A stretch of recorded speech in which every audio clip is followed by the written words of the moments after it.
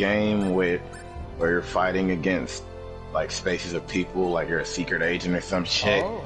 And you have different like combat styles that you pick at the start, and you have to like space yourself out and move along the map while using the cars in a good way. I'm like, that seems really interesting. So I looked it up, and it's like, oh, well, it's on Microsoft and Xbox. And I said, why are good things never allowed to be where they belong? Where do you want them to be? I was salty about that for about 10 minutes.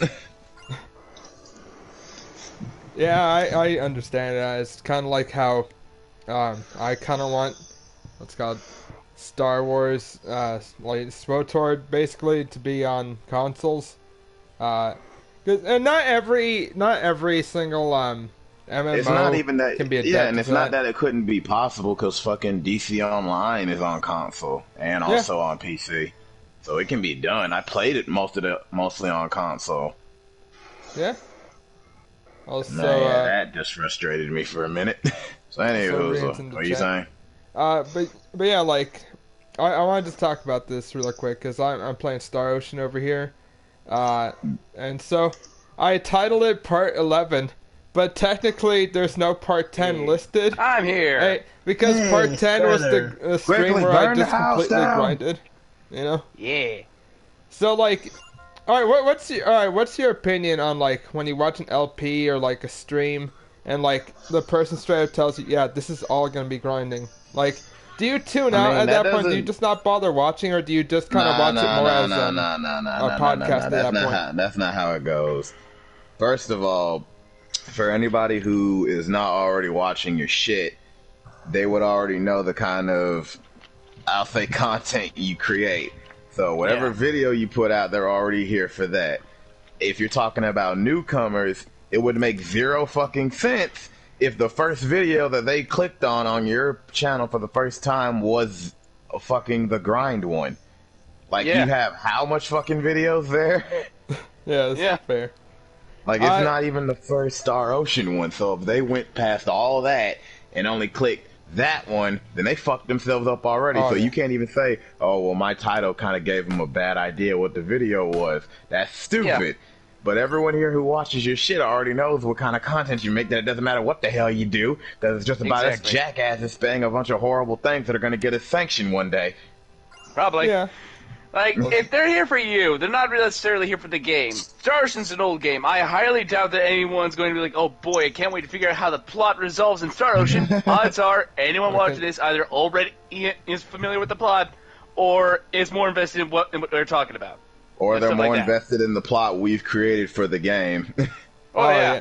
So, like, essentially what I did last time, also, Rian's in the chat just kind of talking about grinding, about how I was grinding all that. And he doesn't always do it as usual. But, yeah, last time I put, like, a big, like, caps all, like, grind, because, like, on camera I typically try to avoid grinding because I feel like this is the most boring thing to watch, essentially. You know what I mean?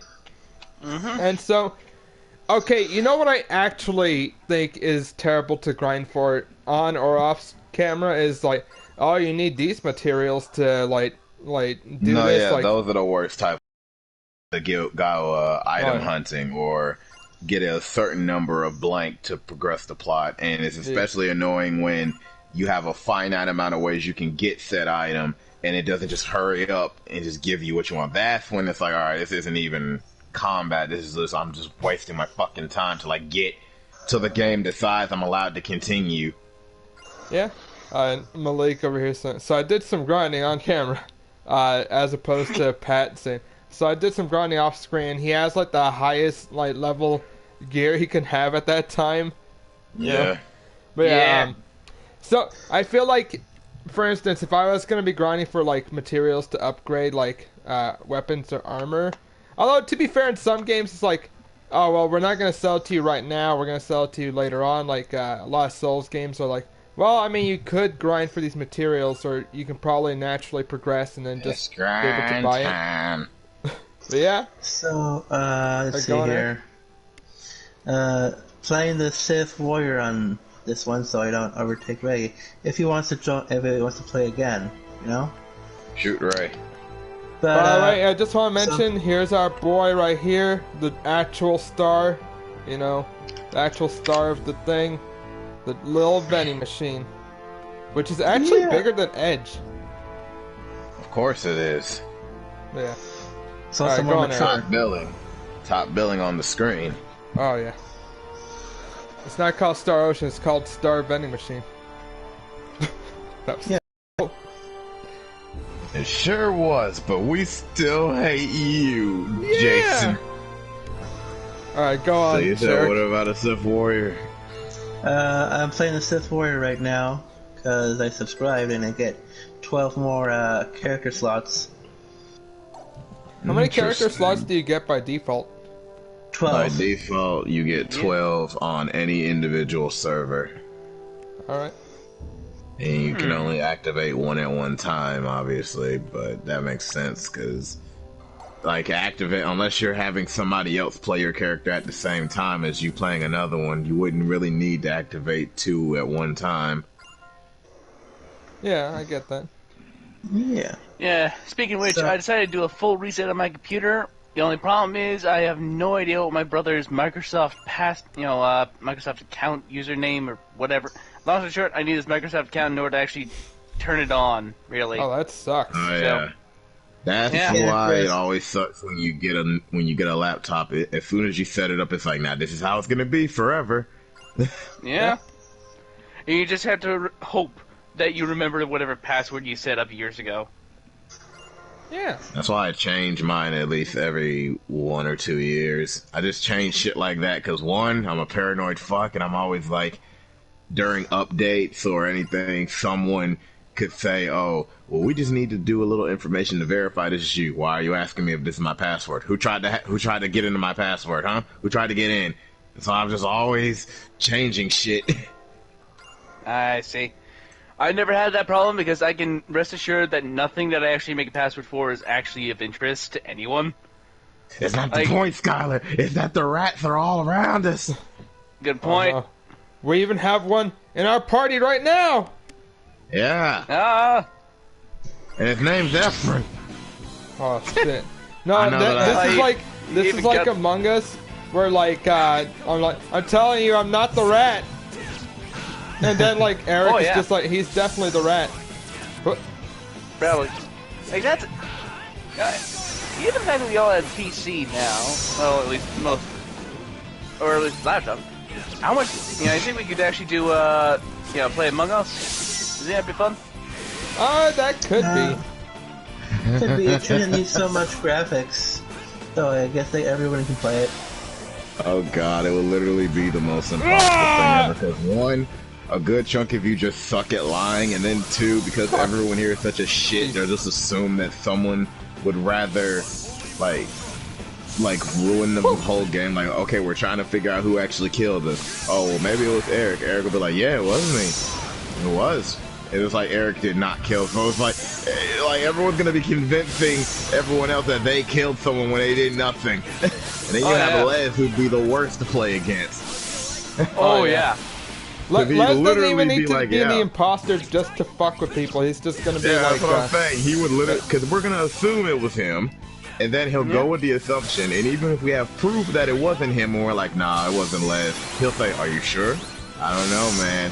I don't know. I'm really good at doing things without being caught. It's like, God fucking damn it. Hey, by the way, I want to talk about this off topic, but like, what's your opinion when like certain party members in a group like challenge you to a duel, mostly because they're like, I don't want know. to stomp him. Like, and so Edgelord recently, challenged me to a duel. He said, "Look, if I'm gonna be in the party, I need to know that you're strong." You know. So, Oh, yeah. that's the friggin' worst. Like, I- I think it's okay. If I'm the protagonist, you shut your fucking whore mouth.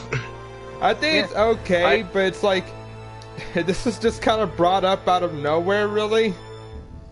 I would Yeah, say if what you want to prove your I want- strength, fight that dumb bitch that says she wants revenge. oh, yeah. Man, Like, oh yeah. yeah.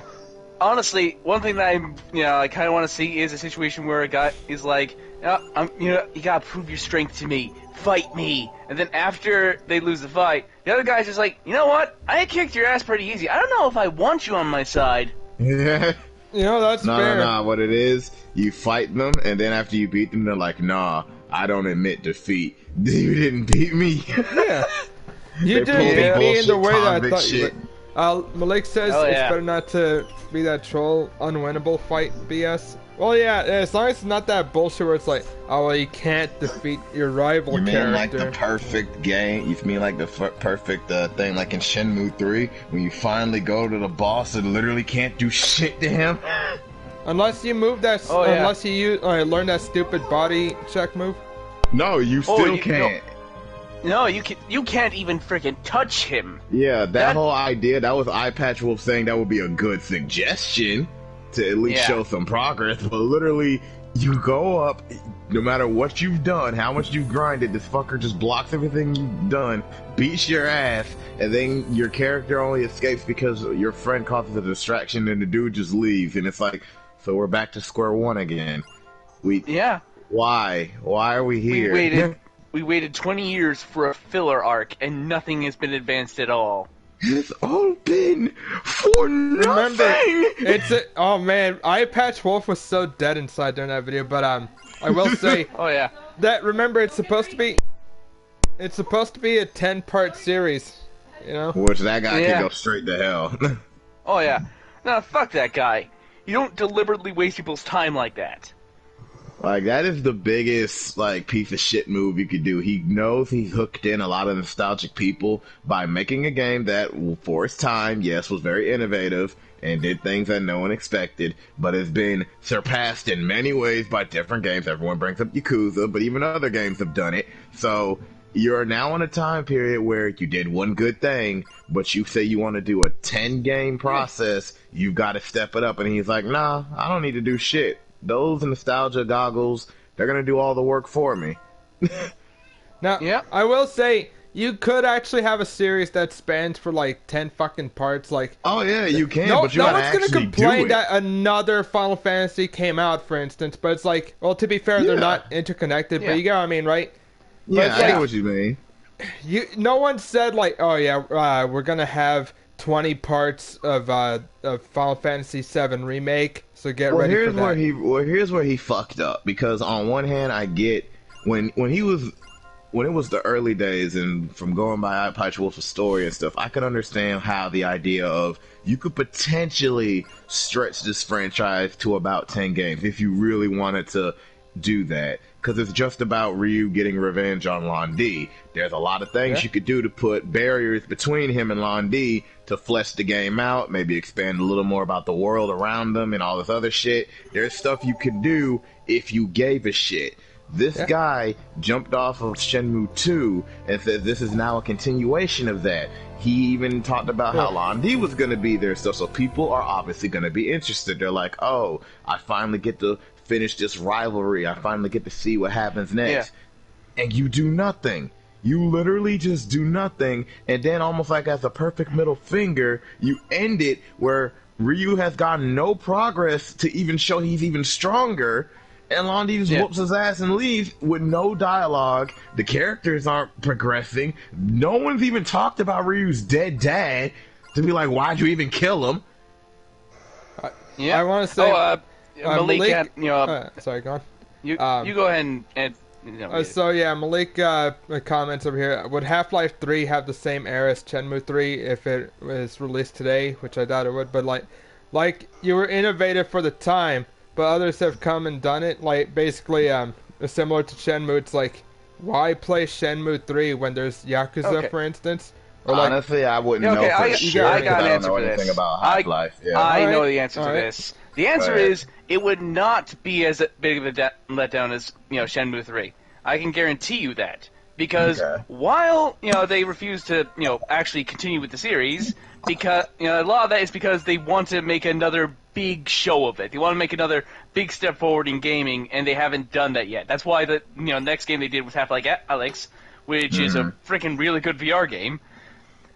But they really want to do something that is really advanced and not something truly new.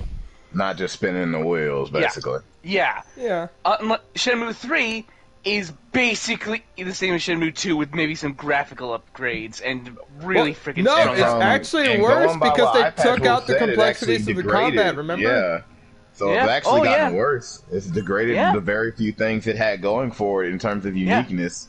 No, you Yeah, know what that would be how like? else are That they would gonna be get if the they freaking took new out the fans? physics That is aspect the of stupidest logic to ever Half-Life. have. You don't. When you have a long running thing, you don't say, how can I bring newbies in? I get the idea, but here's how newcomers come into old shit. When good shit is made, the newbies will say, oh, what is this? I don't know anything about it. Then the old fans who are enjoying the new iteration of what you've done say, oh, there's a whole legacy of this game. And boom, that's how you get new fans in. You don't say, let me dumb down this very complex thing I created so that the newbies who know nothing but the usual garbage they get might come in. And that's even Yep. stupider because if newbies have to pick between a quote-unquote action game or whatever, or you say, oh, I want to dumb down the system to potentially get their eyes, again, who are they going to pick over all the more flashier games out here? You really think they're going to go and pick Shenmue 3? Shenmue Right. 3 can only survive on someone who actually knows what the fuck Shenmue is and cares. Yes, absolutely. And also, the freaking thing that, part of the thing that really freaking annoys me about Shenmue is the fact that it's not even a freaking, very advanced plot. It's basically just it is the any most martial arts film. straightforward shit. It is the most straightforward shit. It is any martial arts film that was ever released. You Yeah, killed my daddy.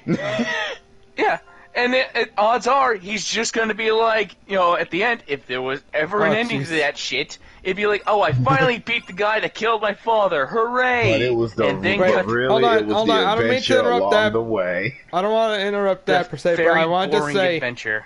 Yeah. by the way, that in the game that I'm playing right now, so like, Are you sleeping with the chicken? no, not yet, Don't not fuck the yet. chicken. But Edgewing, like Edgeley every now and then grabs a fork and knife and a bib, like, cause she seems like she wants to eat Edgewing over here. Like Yeah, Edgewing's just like Les does in real life. yeah, it's like, oh yeah, basically. She's like, oh, I had this dream that like she was eating something and like there were multiple feathers all around her. I think it might be a premonition that she might eat me. So my answer is like, That's what? hot. No way, what? That would never happen. There Or- should be an option that Yeah, says so- that's hot. I kind of wish, but what sounds like it would be the funnier option? To say, no, she would That never sounds eat you. plausible, because no way is too straightforward. Like, no, that's not going to happen. That sounds plausible. Sounds like more hijinks. Yeah, Like, Yeah. that alright, Ed sounds says right here, plausible. I probably shouldn't say this about a friend, but I do see her eyeing you like a predator from time to time. And your dreams She often does come look true, at don't they? you. Just swallow you does. whole if you get careless. She What am I does to constantly do? mention things about Where do seasoning you your think legs and Edgley stuff. prefers to begin, the head or the rear? Yeah. Oh man, that's hot, actually. We go to the rear, girl. We go straight to the rear. The best Don't you meat's have in more the rump. pressing concerns than that? It can be frightening Yeah. not knowing where your enemies are, but it can be even And then more Ed frightening says, when you you know can sleep exactly in my where bed they to are. protect you from the predator. Oh dear, oh my body's trembling and my teeth are clacking all together. Why does it sound Sorry, like the that's start of a fine. bad It was just a hentai? joke. It'll be fine. Effort. It sounds like the start of a bad hentai. I mean, Oh, yeah. what have I been playing this whole time? Yeah? That dialogue. Oh dear. Oh my. You fucking I'm heard so her shocked. voice when she first shows up. She's like, "Help! Someone help me!" Like that. I Like, already made the joke one time when it was like everyone celebrating, and then Angela's gonna eat them groceries. Yeah, most definitely. Sometimes with a spoon. Oh, God. Yeah, I remember we joked about that shit where the chicken girl's like, yeah, they just hate us because our dicks are bigger. And everyone's like, what? oh yeah. Yeah, like, So I I don't. joined, Huh? I joined the guild, and the Okay. fucking person that recruited me gave me like a fucking signing bonus of 300,000 credits. Mm. Wait, that's Well, a that's lot. some good shit. That's a lot. At least now you can actually hold all the credits you get. Oh yeah, that's right. You told me that like If you're there's a not limit to how many subscribed, credits there's you a can have. hard cap to how much you can carry at a time, and every other bit of credits you get, I think it goes to like a player bank that you have to access like outside to use it, but you can't carry all those credits on your character's person. So I have especially accumulated a shit ton. But then again, I've never done guilds or like any real group thing, so I just never fucking noticed. I feel like with SWTOR, because I was always focused on just the story of my character, which, yeah, might not be the best way to engage with a game that's MMO. So I missed a lot of potential content, but then at the same time, since the content is hard locked on levels or like how much, you know, rewards you get from flashpoints and group matches and shit, it's like, so all the good armor and all the good shit I'd want to get, I literally just couldn't get, even though I have more than enough credits. Psych yourselves up. I see. Like, I want to dress up like this. Well, how many fucking tokens have you collected from this group mission? I didn't play those group missions. I was enjoying my story and engaging with it. Well, fuck you. Well, You gotta at least be level 34 to put on these pants. I You're not am level experienced enough 40. to handle pants like this. No, but I'm level How's 40. this? No, you got to be level 40 in group speak. Oh, Yeah. jeez. well. How is Yeah, I just anybody that pulls some bullshit like that automatically gets. Oh, I me to say, invented "Fuck off." sushi! Sorry, go on. it? That was a Wait, the cat invented sushi? No, my How party the fuck invented didn't the sushi. cat invent it? No, How no. much help you think this'll be? It's, I'm inventing fucking, recipes. How much help you think So, this'll be? basically, a thing you can do in this game is, you can create different recipes That was a for decent stuff to recipe, make. huh? And, like, Okay. the whole thing You is want to talk that... about Supreme Drip? Basically you put your characters into like groups where they start thinking up recipes. So you start looking at their stats, thinking like, I okay, still what? love that the little they girl gonna- made more than everyone else last Oh, time. At one point, I put her all by herself, and she made Yeah, more than that's what everyone I was else. talking about. Everyone else ran out like, we ain't got nothing. The little girl out here just churning out miracles Oh, yeah. by herself. I'm like, you are Oh, all yeah. fucking idiots. Oh man, But it's easy. And that's how it works. Yeah, that's the excuse that I always do. Oh, your childlike wonder just lets the idea flow. Actually, I just have common sense. Seems like you guys don't. Today. Yeah. Yep. You want to talk about drip, Malik, in the fucking SWTOR, I would say that the character class that has the most drip, even if you just go It's by me. story mode, is the Sith Inquisitor, because they get the freshest looking robes, man. Like, even your starting outfit that you get when you're on Korriban, you get these red robes with black, like, accents and shit. And then as your story progresses, you can get, like, these nice looking blue ones with some shoulder pads. I'm like, you look so fucking, like, amazing. Hey, in that big pile of junk crap. Even the fucking But character Aaron, companion for the Jedi Knight It's says dangerous in it here. looks like all So don't the play fashion around, designers okay? went to the dark okay, side. I'll try to come Yeah. I wish you had this. The dark side Sorry, has Miracle all the put you best through drip. that. This is black Yeah. and white diamonds, motherfucker. by. Yeah. You did We had to say kill a lot of people to get these. These are blood diamonds to the max. But then we have that one, What do you like, think you're doing? dark Jedi. Why are you They're like, going I am Oh, the yeah. light in the darkness. You mock Cause me? my chain No. be glistening. That's just Miracle's way of showing Get a affection. good look, Like this, bitch. see? Oh, now this is turning into my type of hentai. Edge? What the fuck, Efren? Why you sounded too excited? Come on, Aramis. You sounded too excited. And I don't know. Something about Efren's like old voice for a second had me having to step back. I'll- now Oh, it's you- turning into Hey, mine. you know what? Forward to it. Okay, so this game is kind of cringy in a lot of like the way the characters interact. No. But hold A on, I Japanese just want to game mention. be cringy. I just Next want to you're gonna mention. tell me that stupid lazy bitch was looking cringy when she was laying in bed. But I just want to Yeah. mention that I actually kind of appreciate that your characters do like communicate like a lot of time. You know what I mean? Actually do shit while they're interacting with each other. And So like they look outside of like humans. story cutscenes, I mean, like, cause I could have completely just ignored this and never seen that cutscene, but like. Oh you yeah, know, I get what you understood it. mean. Oh yeah. It actually You even have reminds you that interactions these with are this actual hologram supposed girl sometimes. You that know? these are supposed to be characters. Yeah, like the one when she was like laying on the floor and acting like a petty brat. Oh yeah, oh yeah. Yeah, honestly, I am at least somewhat interested in these characters, not so much the main story, because Oh yeah, what they're actually is all the main they're story? all dumb garbage, but at least they're slightly interesting garbage. Oh yeah. Yeah. Like, I don't know if I missed her, if I haven't gotten to it yet, but there's like one of my favorite cutscenes, where we got the little girl is like nappy time with Edgy.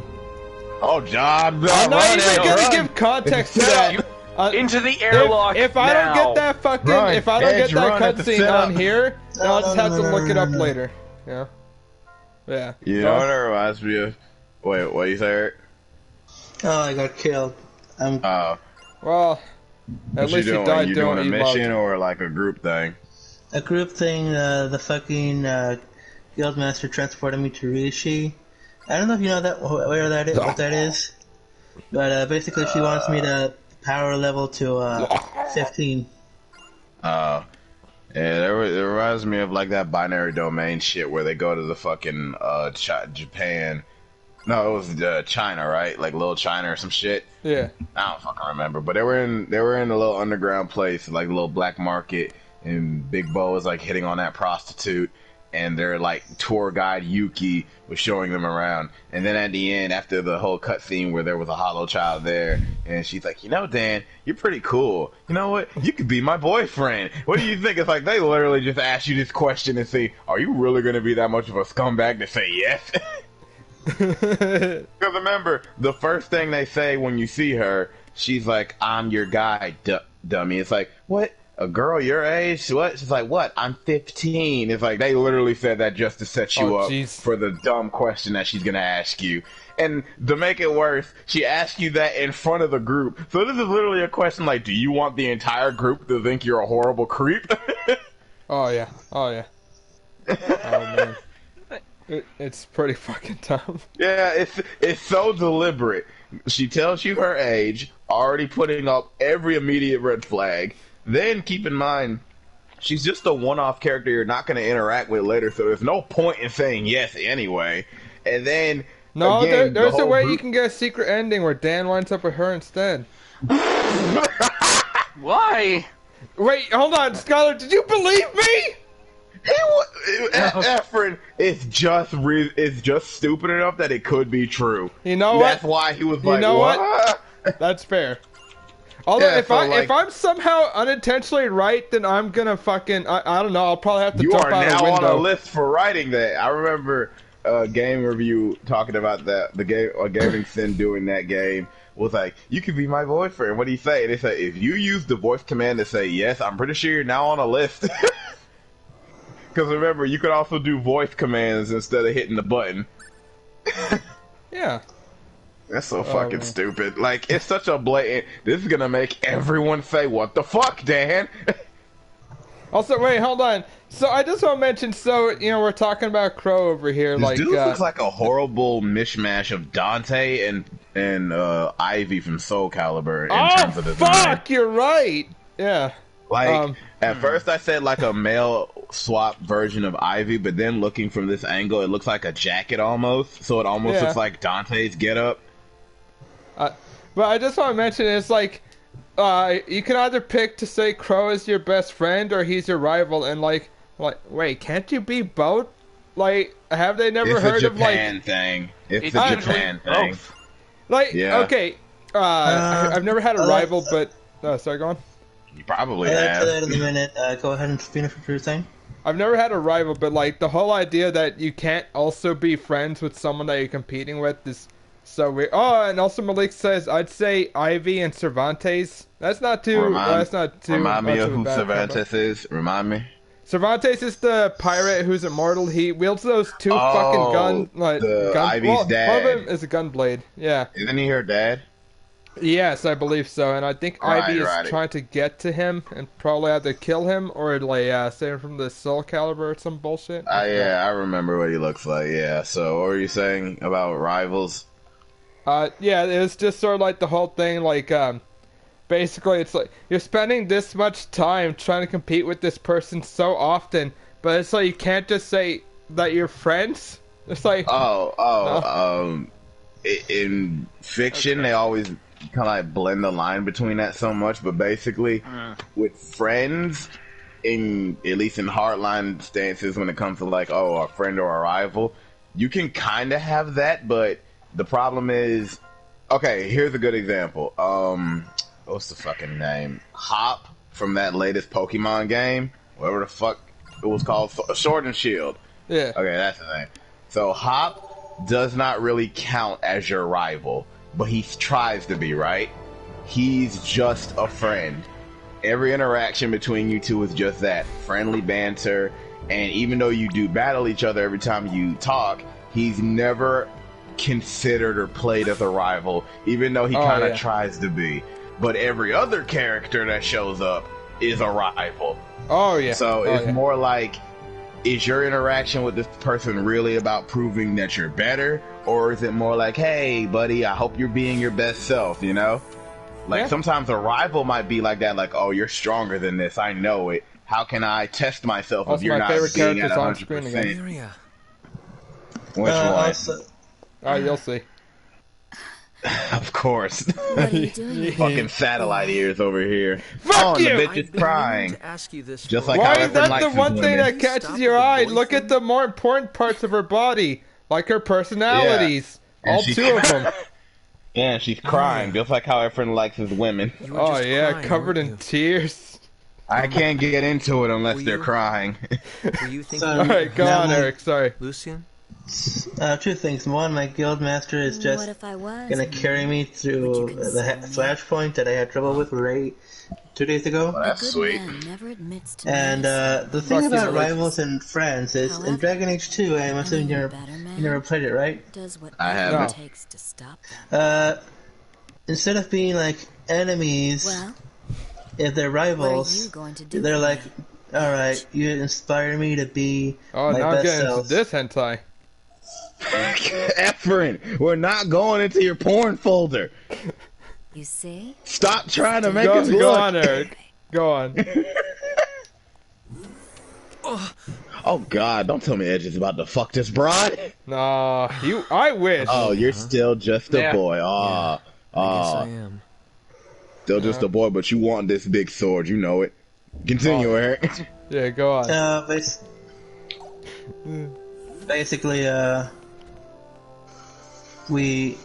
sorry, I can't concentrate. I'm doing the fucking flashpoint. In Dragon Age 2, you can either be friends or rivals with people, right? Uh-huh. So, the rival part of this is, it doesn't mean that they're gonna turn on you at the end of the game. It means that, they respect you, right? They don't like you all that much, but they will respect you. Yeah, a good version of that too. So, Okay, another example of that. Sorry. basically, there's one character, Isabella, is gonna steal the tomb of the Dragon Age Muslims. Oh, I keep forgetting, like, that. No, that's what they are. Dragon Age Yeah. Muslims. That's their title. Yeah. And if you have if you have like medium friendship or medium rivalry with that character, they'll just leave you and steal the book. But if you're high rivalry or high friendship with them, they'll come back with the book and try to save your life. So it's not necessarily rivalry means they're enemies. It means that they respect you. Yeah, versus friendship, which is you genuinely care about that person regardless of how strong or respect or whatever bond like that is. So I guess well, you haven't seen this, but Skylar would get this. So I guess another way to make an example would be in Baki and Retsu are friends, right? Like obviously Retsu is Baki's friend, given how far he was willing to go to save Baki when Baki was sick. Now, Baki and Jack are rivals. There is a respect between the two, but there could never be a friendship. Not because Alright. Baki has any hate in his heart for Jack, but because their goals are so similar and they both have similar upbringings, Jack could never really like Baki, you know? Like, in a way, Baki was kind of given more advantages than Jack. And even though they both hate Yujiro equally, one of them clearly had a bit more advantage to actually get to Yujiro. So Jack respects Baki for Baki beating him during their fight in the tournament, but there's no way he could ever genuinely like Baki and be friends with him, right? So that's a good extent to that. Also, you can romance your rivals. Just like in real life. Dragon Age 2. And that's the best fucking right there. Hate fucking is good fucking. Oh yeah, you would know this. Also, I'm gonna save my game.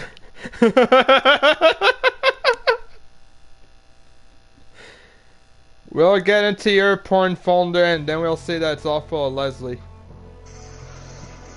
I don't know how the hell you expect that to make any sense. It'll make sense you. whether you want it to or not, you bastard. Alright, go to bed. Ear lover. Fuck you. Yeah, Rest go to until bed right. dreaming about those ears. Yeah. will I'll be say dreaming one more about her thing big about- personalities. Yeah. Yeah. I will Is that say what you one call more her thing ears? about, Fuck you. Alright, go on, Eric. one small little thing about Dragon Age 2 rivalry. One of the fucking rivals you can romance is Anders, a freedom fighter for the mages that I hate so much. So Yes. when I got the chance to rival him, I told him, "Hey, dude, you could just kill yourself." Jeez. And he was, and this was after he blew up. He suicide bombed. No, nuked You've really gone and the done it fucking now, haven't you? temple, the fucking church, right? Welch. So Fucking Malik. Kids in the US We God, talking fuck more you, skull Malik. They're fucking? going crazy over here from the brass We'll on get into down. that later, Malik. No, Efren's we're favorite never topic. getting back I into just that. stood by my beliefs. Continue, That's really Eric. all there is to it. So So did I. I'm sticking with Anders Edge all the way. blows up No the matter church, what. killing everybody's favorite You're priestess. serious, aren't you? So you can, after that, you can tell him, dude, really just appreciate kill all the yourself. support You're you've not, given us, you Welch. don't deserve to live Even anymore. if you were kind of Yeah. annoying sometimes. And I he's mean, that's like, what I say no, to I'm all too my much. It's sad rivals. to think that we won't be No, talking to and each he's like, other no, like I'm this too much of a anymore. pussy. You do it for me. Although, And then in a you'd be way, like, Ah. it is kind of okay, relieving. bye bye. And Usually even don't hold if you back. have I him like that. join you in the final battle, if you're a that's rival with beside him, the you'll be point. like, I'm so Why fucking do you miserable. I'm acting just like gonna it's kill goodbye myself after this anyway? fucking final boss. It is, isn't Yeah. it? Well, good. At least he Officially knows his defected. place. The USTA Yeah. won't continue So, to support us. sometimes USTA rivalry won't does know. mean something. I'll have your back. As in, Oh like, God! I just thought of something fucked. You remember? I don't know if you did this, Eric, but do you remember in the Smuggler storyline in Full Tour, your early rival is Skavik? You remember him, right? The jackass that stole your ship. So you're dealing with him sending goons and mercenaries your way back and forth, and then Are you eventually really sure? in Act 1 it climaxes where you and Skavik have your final like duel and shit because he knocked out your crew and it's just you versus him. Thank you. And what you can do as a female smuggler, you can seduce him and then lower his guard to either kill him immediately or actually sleep with him and then kill him. And then what you can do, just to add cherry on top, you can sleep with him. But here's what's so awesome. If you do sleep with him, your character shakes her head in disgust as if he was the worst lay of her life. And No, then you Hold on a can second, even Welch. play him and say it was really not what I was expecting. Try not to have too much fun with yourself. What are you gonna say? they can also do that in the Imperial Agent. Oh yeah, Imperial Agent can do that too. The Imperial Agent, yeah, the fucking one of the first fucking things she can do is like, she's the Red Blade, or pretending to be, right? Uh-huh. Of course And she you can does. go, hey, person that's That gonna dude, rat that's me out. after. I'd like Yeah, to- that dude that was after the Red Blade. Bless you. Bless you. Person that's gonna rat me out to the hut. If I don't give him credits. I always thought you were very handsome. Don't you want to sleep with me instead? Yep. Yeah. And he's So, like, yeah, you I'm can such a fuck your fucking way to stud. safety. Fuck the pain away. Fuck the Yeah. pain away. Yeah. But it's so funny if you do that disguise. Like it's kind of funny, but then also kind of not, because again, you have to actually touch Skavik And like, if you do, even he remarks that it was weird that this happened. And then you can be like, wow, I was really expecting more, Scott, but with all the game you spit and all the women around you, nothing to show for nothing. He'll be like, shut up! Weird. I can't see anything, Kay. Hey, you'd be a little It's like how you can sleep with Benny in New Vegas if you're a female. Oh yeah. Yeah. It's literally like that, where you can choose to just fuck him and let him go, or fuck him and kill him in his sleep. They must simply be scanning our ship. And apparently, even if you actually do sleep with him, and you decide not to kill him in his sleep like a sane person, he would actually leave you. Like, he would literally leave the next day for no reason, and get captured by Caesar. Yeah, he's got shit to do, and he leaves a little note there, and the whole time he's talking in the weirdest way, like, you are the craziest broad I have ever known. Oh yeah. What does he say? What does he say? Like during his sex scene, like he cuts to black, but you can hear him talking. It's the fucking craziest Yeah, shit. he's saying weird shit, all his weird talk. Me neither. Like, Yeah. you are the craziest broad I've ever been. Like, I can't believe you could do all that. Like, weird shit. Shake it, shake them puppies or something like that. Don't you Okay. think you could find a better way of putting that? I still prefer the obvious pickup line that we all know Benny uses, where he sends you his fucking message, like message from Benny, and it's an image of him with super elongated arms, and it's like, your toes, bring a ding ding, I'm over, baby. Our thanks for receiving this. We all know that's Benny's pickup line. Allow me to apologize for the discourtesy of my sudden and Benny unwitting is fucking communication. weird. I did not mean to startle you. Like he sticks to character no matter how much he's like, oh God, please stop. Oh God, I'm in danger. Oh, don't send me on that cross, baby. They'll leave me up there with the birds. The flies will peck at me. Don't do that to me. Requesting admittance. Also, I doubt this is you a have the completely luxury of different chatter. topic, but I've been meaning to ask this, but I kept forgetting. But is it crazy to say that like, basically, sometimes I look for a song, but I look for the shortest version of it. That's like still like the full. Like, you get what I mean, right? Where yes, because some parts of the song suck. it's like, okay, you know what? For instance, if it's what do you call it, a music video, sometimes they add more like, and sometimes just like, oh hey man, what's happening in this music video? Let's talk about like they're saying something in the music video. Yeah. Anything that interrupts the good part of the song you like, you want to get rid of that. Yeah, and I try to find the shortest, which still has like the essentially full amounts. You know what I mean? Mm-hmm. Yeah. So like, I want to know, is that just me who does that? Is that just me who looks for it? No, because that's why almost every song nowadays have people on YouTube putting them up, and it's like lyric video, where it's literally just the lyrics and the song, no music video in the middle, nothing getting in it. Oh yeah. Or if there's like a really good song that a lot of people like for example, there's a lot of rap songs that have it's good, but then like the second person or whoever they brought in for the feature suck, so then they say no, just this person's verse, I don't want the rest of this shit. Yeah. Like everything else sucks, just give me this part of the song. Oh man, but yeah, it's like every now and then I'll be looking through it, and sometimes with some songs it's like, oh, 1 hour loop or whatever, and for some reason that's like more popular than the shortest like version, and I'm like, which is weird to me, because who could sit there for 1 hour listening to the same shit? Like, I can repeat a song like a couple of times, but like for an hour? Fuck no. Like, I don't think I could do that. Like, why would maybe I 30 want to do minutes. that? Maybe 30 minutes at the most before I get kind of sick of it. You know? Has this Yeah, and that's why I don't like repeating songs too much, because then you'll get sick of it. You know? Yeah. It's like how you know how your mind works. You're like, okay, I like this, but I shouldn't listen to it all the time, because then I'm going to get tired of it, and I don't want to get tired of it. Yeah. Right. So I want to say, I want to just blast it every time I get the chance to, because I'm going to get sick of it. It's like when you work at a department store of any sort, like when you work anywhere where like they have background music, and they almost always have like the same fucking top 100 singles or whatever.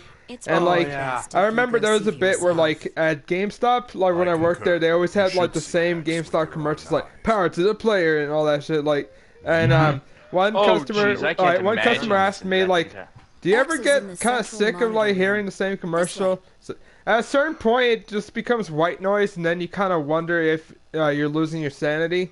But yeah, it does kind of just like you do get Mr. over it. Edge, That's my answer, You sir. don't need your sanity anymore. We're taking that. So yeah, and then the dude, I think they wound up buying. I'd like to I enhance think our it armor. was Dragon Stats Quest. will be no I think? match for the I forgot. Phantom ships. But yeah, like I remember just kind of right there, very calmly saying, like, "Yeah, you kind of lose your sanity a little bit, but like you get over it." Oh, also like you slightly lose your mind, but it's okay. oh, but also Yeah. Dragon Quest seems Into a like you're warship? like you're picking that up. Are you interested in it? You know, like No, it's fine. fucking. understand. I would be like, We yeah, have so to. let's talk about Dragon least Quest for now. instead. And yeah, Malik has retail flashbacks. Are you sure of Yeah, fuck you. This We're what you get triggering from Malik. fucking skull, Yeah. skull Crow fucking did it too, didn't he? bastard. What we Oh, need why right you now is the attacking your ability to audience, fight, Efren? not Look, I'll trailblaze. attack you too next. How? I'd like to You'll request understand the when I'm overlord. older. Good point. All right. Efren, So you've been saying this for 15 years. You still haven't grown once. Look, Yep. Okay, so it occurs to me. I got that an you're idea. gay? No. You're gonna make Skylar shoot you. Oh yeah. Oh. No, he gets the harpoon. I've decided that. Oh, Now- Jesus. Oh, finally, I get some poon. That's your whole chest right there gone. Yep. Finally, I've been wanting Alright. to get some poon. All right. Shut yeah. up. Yeah, I talked about this Really? before, but what if they remade Blackula? Yes!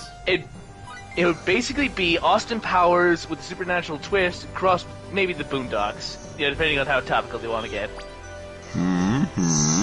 And they have Robert Downey Jr. in blackface, right? No, hold on. I'm saving, by the way, so your audio wouldn't be heard. But I'm gonna tell the audience that you all loved my comments. So yeah. Motherfucker. Yeah, All right, the audio is back. They don't need to know that you're disapproving. I'll just tell them you agreed. Yeah. And Yeah. this, kids, is why Efren has been fired more times than you can count. Although I will say, by the way, Efren I keeps getting bad ends. although I will say I don't think Blackula could make it in this environment. Like, I don't think Blackula in what and if of it was itself is racist, but rather it's that blaxploitation Just era. the concept, yeah. You know? Oh, I don't know although, about that. Didn't they bring What back is Black Jordan Peele's Dynamite? Hulk real, if not a little bit of blaxploitation? Yeah, that's true. It's only okay if someone we think is okay is doing it. And then, even then, if the really, petty people want to get involved, they'll say, okay, a black person might have done this, but I personally don't approve of this, as if, everybody has to like the exact same thing. It's like, again, that stupid video I posted when somebody was like, Idris Alba isn't really black. That doesn't really fuck count. that! God. Also, Malik does too mention British that to be Shaft black. came back. Like, Yeah. it was just like, oh yeah, he doesn't really count, God. He doesn't eat Jamaican food or have like 500 black friends. Never mind the fact that he's a random person I don't know. I'm just saying this is stuff that I don't see him doing. So does he really Okay. count as black? And it's like, so you're saying that because this man isn't a walking Hold on. stereotype, he doesn't count. Hold on, Okay, off so- topic. Off so- topic. I just want to mention that every now and then you can talk to someone who's holding a weapon of some sort, but They this should girl, be waving it at you. this girl doesn't have like a weapon, but somehow I got weapon Is her, data. is from her talking hair to her. covering her eyes? Is it? Hold on, let me see. Oh, never mind. It looked like it for a minute. She's just wearing really low bangs that probably shouldn't be in a workplace. The Oh, yeah. fucking her hair At least not when you're actually holding kind of something creates sharp. like shadow over yeah. her fucking forehead. Have you noticed? Yeah, because Yeah. that's why I said it looked like it for a second, like her eyes were like covered too. You know, this is my favorite Yeah. expression for a girl, just lifeless and not even looking at me. Oh yeah, barely. Yeah, That's it's a how barely Efren likes alive it. Look at face. the fish. Don't look at me. Yeah, that's not, Although, that's I not will even say- a dead look. That is the look of somebody Oh, that yeah. is very much alive, but is utterly disassociated with what is happening. No, that's Oh, the yeah. look of a doll. It can't be dead because it was Oh, never alive yeah. to begin Oh, with. oh, oh. Yes. Okay, so anyway, Jordan Peele directing Blackula. How successful do you think it'd be? I think that If could he work. directs And it, Malik if he did directs it, say there's going to Shaft be a came lot back. of asses in seats immediately.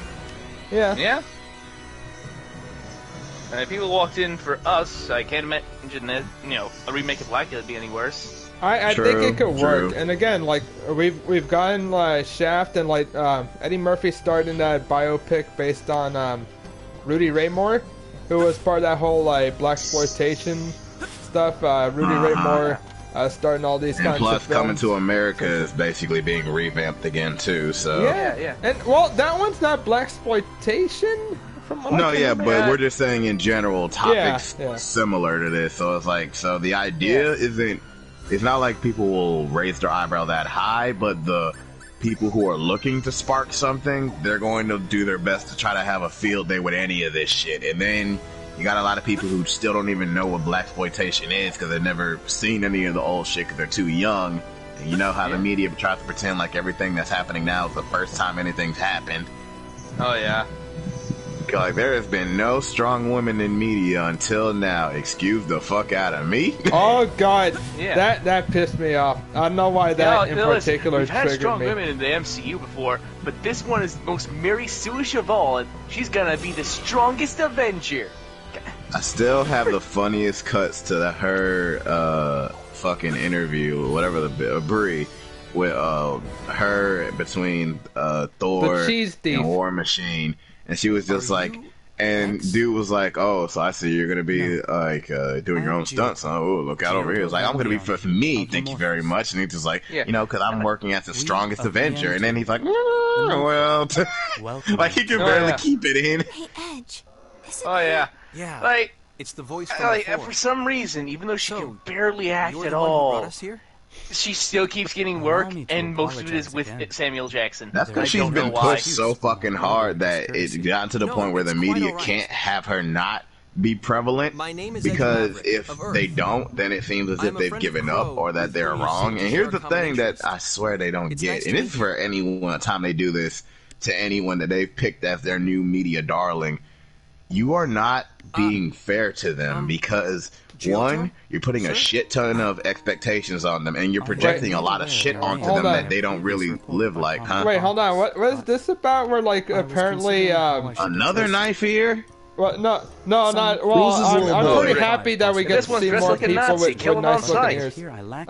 Well, this is where she's from, you bastards. Haven't you been paying attention? No, like, as in the one that you're making fun of. Fuck, I forgot her name for a second. You forgot the name of your elf people. I forgot the stupid edgy name we gave her. Oh, Egyptian. Oh, but yeah, Malik says, wait, hold on, did Brie Larson have to have a booty double? Is that what that's about? What? That was confirmed. There was someone who was doing ass shots for her, because nothing there. Like, the bitch don't know how to do squats. Which would just be good in general because healthy legs, but whatever. Also, it makes it so you don't have, like, those long dumps where you're trying to get it out, so, like, when you squat more, it makes so you can actually, like, have nicer flow and shit. This is how you know Efren's been diving too much in his porn folder when he talks like this. No.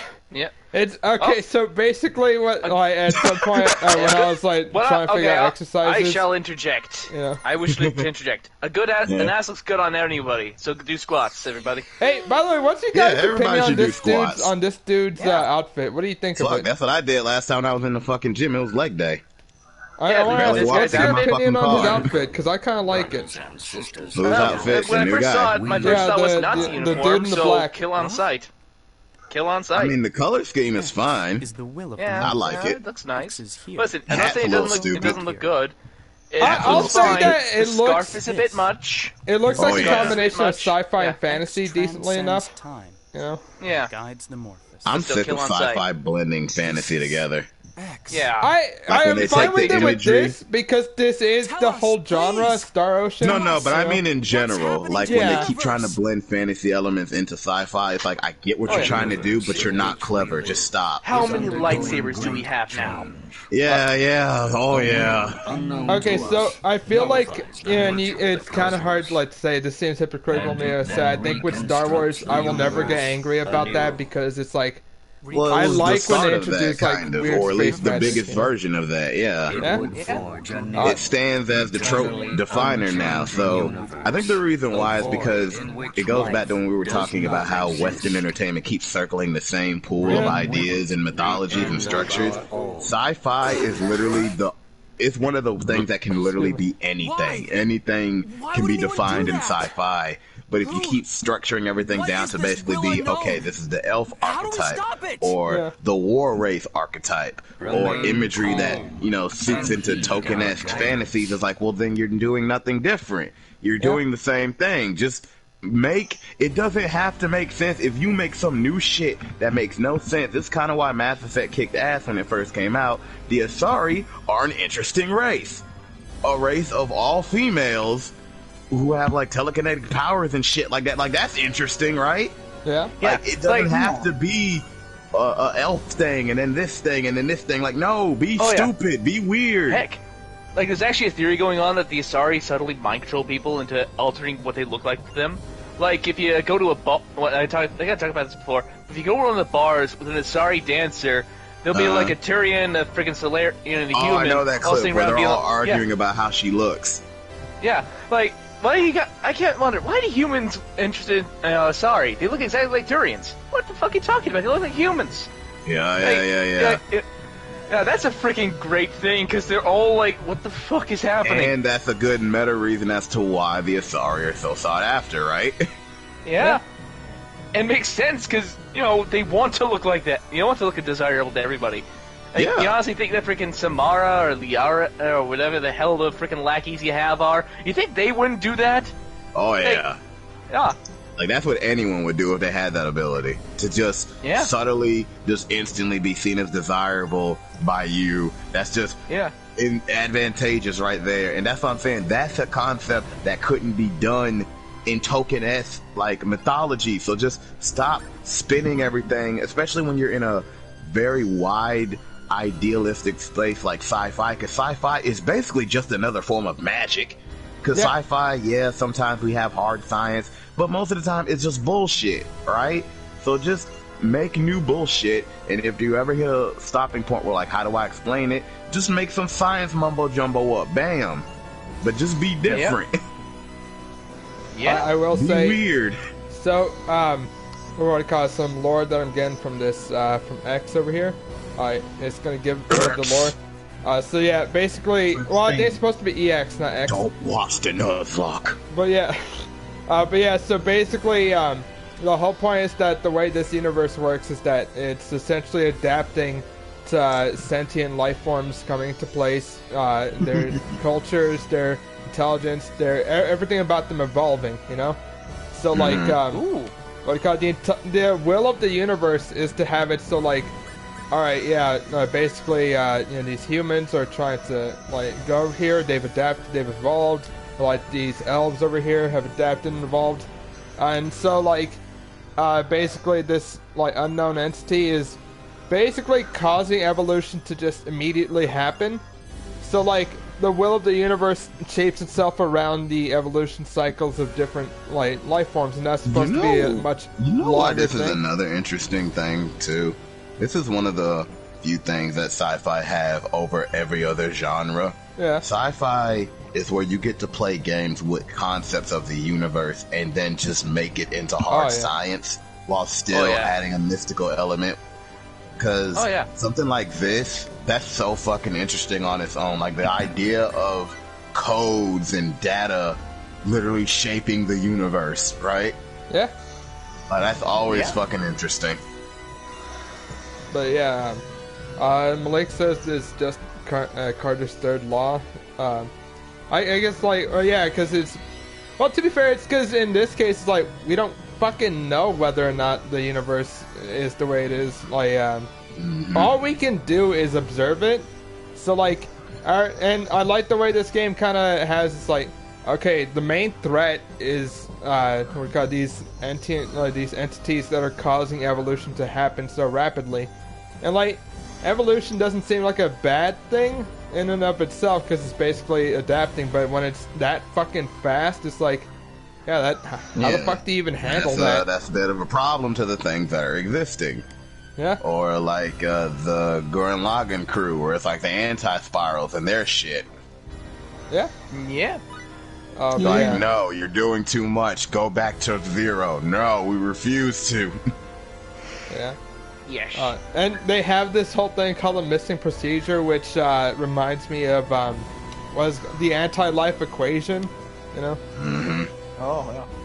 I like when you have these. Stream. I like when they have these terms that sound like there's some weird, unknowable math bullshit. You know what I mean? Yeah. Look, Darkseid has now heard that from the multiverse, sat down on a couch, and now he's watching Efren's stream with interest. Yep. Like, go on.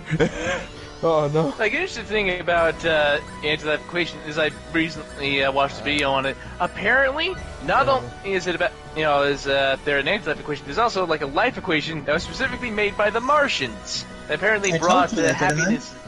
Yeah, I think you did. Someone else. Alright, then, sorry. You were probably talking about Ray, baby, because I think she might have mentioned something. Yeah.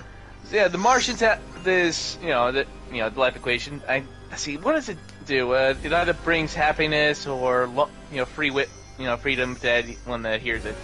They have that, and then you have Darkseid heard about that and was like, okay, well, odds are there's probably an anti-life equation out there, so I'm gonna go figure it out. I had no idea things had gotten so serious. That's interesting, because and it makes I like stuff like that, because in a lot of stuff that I like to write and stuff like that, I like the idea of contrast. So I like the physical and the metaphysical and stuff that can be kind of explained in hard science, and the stuff that just can't, and then making them all make sense in one universe.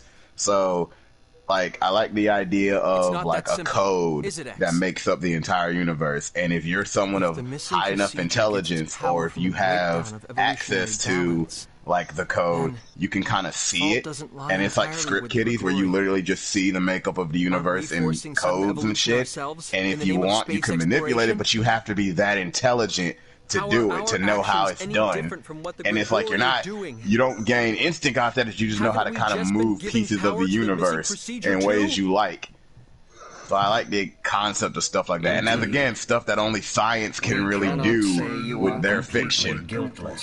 Because if it was a fantasy thing, it would just be, there was some great old god that did something, and now we're going to collect the Kamidogu to resurrect the god or his weapon, or we're going to drink this elixir that will give us insight into something so we can shoot a big blast at the bad man. By the way, Malik brings up the whole, no, you can't just throw galaxies around like paper. Row, fight the power. Is different. You can't just do that to the universe. That's not how it works.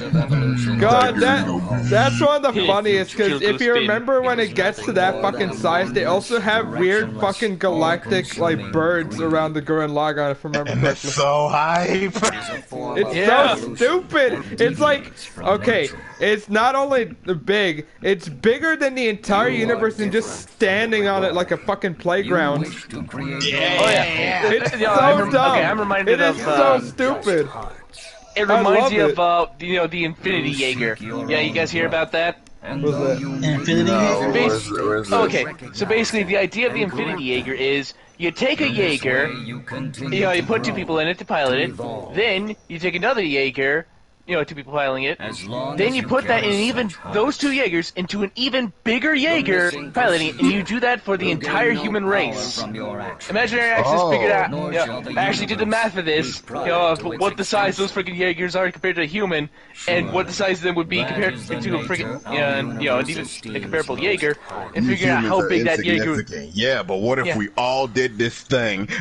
Yes. Yeah. And he actually figured out not only how big it would be, long story short, bigger than the universe, he also figured out how fiction itself that would kill it. Basically, you take Superman, you put him at the beginning of time and shove him into a... You fucked him already! Like, how do you beat this in fiction? So we take Superman... Literally the most broken thing in fiction. So first we need him... First you hit him, you take it at the beginning of time, put a blue sun there somehow, and then you shove him in it so he gets superpowered, then you just let him slow cook over like 1 billion years. then you got somebody that can do it. I love that. What the fuck? Lex Luthor's like, write that down.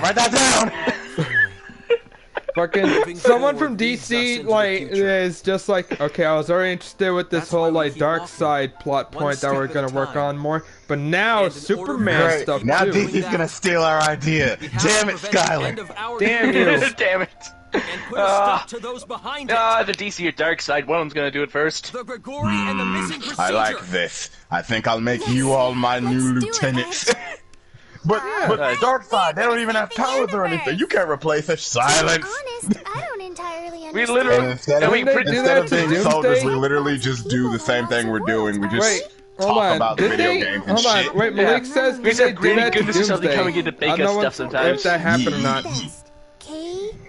Didn't they do that? Yeah. Okay, so Doomsday, they basically did that. This is why Doomsday is canonically so fucking broken that even Darkseid would kind of be like, I'm not too sure about this fight. So, basically, some weird fucking mad scientist in space or whatever, they all wanted to make the most genetically superior weapon or whatever. Just big monster thing. So basically, they had this species that they created, and then they put it in harsh environments to die over and over and over again, taking pieces of it to clone it again and just do it all over again, and the process repeated till they literally just couldn't kill it anymore. And then it just went wild in the universe, and that's how it eventually crashed landed on Earth. And you already know what happened when he rolled into Earth. Okay, I don't think you understand. I don't think you understood something. He did this by loading the baby into a cannon and firing it. Yeah, he launched that baby. He yeeted it. Yeah. Of course we will. He yeeted the fetus all through space, over and over and over again, till the baby said, "You ain't yeeting me no more." What's happening? What? This is Doomsday's story. Okay. Yeah. This is why that big spiky monster's so fucking strong. It literally just can't die from the same thing again, and it comes back stronger and stronger because of that. It's an emergency, sir. A Grigori from deep Like, space every has time penetrated Doomsday EM2. shows up, people get nervous. The Grigori has breached Port Well, C and yeah. arrived at the sanctuary. We're already There was seeing one time changes when in he the fucking vicinity. rolled on fucking Darkseid's planet, and even Darkseid was kind of like, I don't like this. I don't like where this is going. Yeah. I don't know about this, man. Like, Lord of Darkseid, you have this right. I don't know, man. That was just a movie.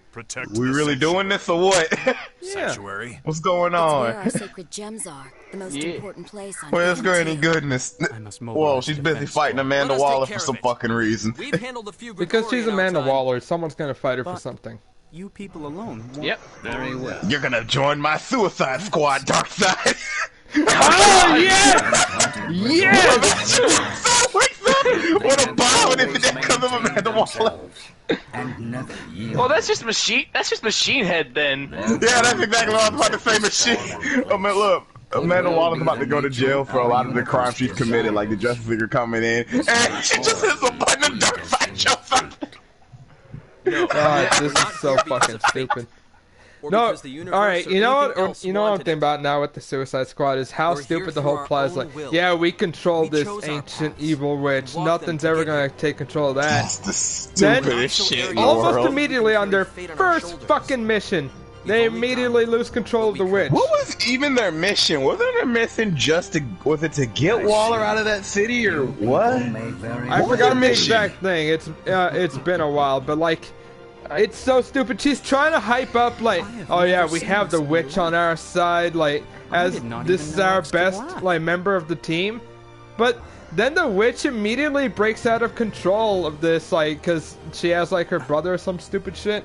Then like, okay, the Suicide Squad, we need you to fight the witch, even though I said like that she was our best member of the team. That she was literally God. so broken we'd never lose. Oh, she's God. not on our side? Okay, well y'all can go take her. And again, it's like, the way she pitched it is like, oh, you know, Superman turned out to be good this time, but what if? And then like, they have a team of Captain Boomerang, Harley Quinn. We have a team of fucking Deadshot. humans against the next Superman threat, because that makes total fucking sense. Yeah. Oh god, it's so fucking Not only stupid. that, but she contradicted herself in remember the witch's minions, the weird like bubble people, when Flag was shooting them and stuff, and it was like, Amanda, I got them all hostile. She's like, Flag, get out of there. You can't fight them. You know that's not how that works. Like, you know that you can't kill them. But meanwhile, what was the squad doing the whole time? Shooting shit with normal guns. What the fuck do you mean you can't just shoot them? Oh yeah. Why do you need a squad against this army of bubble people? You'll understand when I'm older. Yep. So stupid. I want to understand now. Yeah. This is so fucking dumb. Amanda was the biggest idiot in that movie, which is horrible because that's not what her character is supposed to be. And then when Rick finally came to find her and saved her, she was like, he's like, you got lucky. She's like, you would have never made it without them. He's like, you got lucky. I don't do luck. I do planning. She's like, admit it, Rick. I was right about the Suicide Squad. Excuse me, but isn't the whole problem right now caused by one of the members of your little Suicide Squad?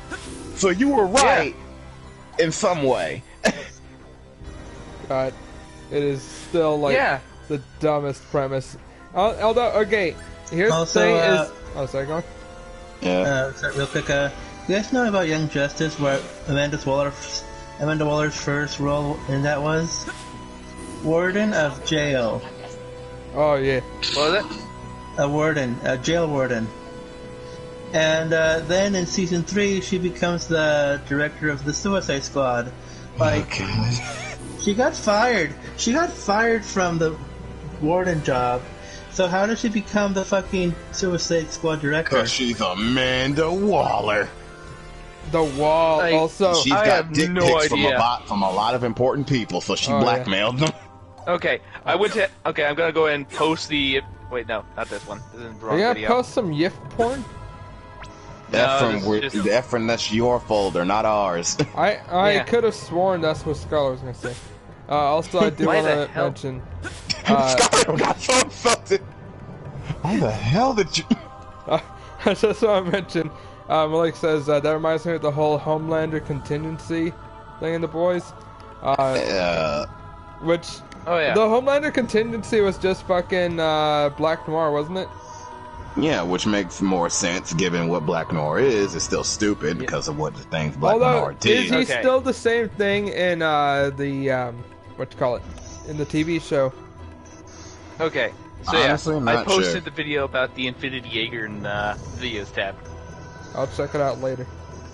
Yeah, but like, I just don't get why they keep pushing the Suicide Squad as a concept, because on one level I get it, it's a fun idea because now you can have like crazy levels of violence and have a lot of edgy anti-heroes to fuck around with. I get it, but you keep setting them up in scenarios where this is stupid. Like, we can't even get into the idea of this because why are you saying who's gonna be there when the next evil Superman appears? Why the fuck would Harley Quinn be anywhere in this conversation? Why would Deadshot be anywhere in this conversation? By the way, Malik reminded me. Oh, sorry, go on. Sorry, real quick. Eventually, they're gonna be like, Harley Quinn who laughs can just take a punch from Superman. Oh yeah. Her head won't just fall off. I'm telling you, her head won't just fall off. Also, Harley Quinn that laughs is a freaking stupid concept already. Her whole thing is already being just sort of like, at the very least, sort of crazy like the Joker. What the hell is making her more like the Joker gonna do? No, you don't get it, Skyler, but this time she's being serious. That's all they'll have to say, and you know it. That's all. Fuck that. Because that's what they did when Harley beat fucking, Superman and Wonder Woman in that bullshit comic. Superman himself was like, she was just so much better than we thought. Even better than you, Bruce. What? Yeah, that explains any of this. Fucking... You know what? You know a quote from Injustice 2 game? Superman vs. Harley Quinn? It goes like, hey, you want to hear a joke, Harley? Yeah, sure, why not? Superman vs. Harley Quinn.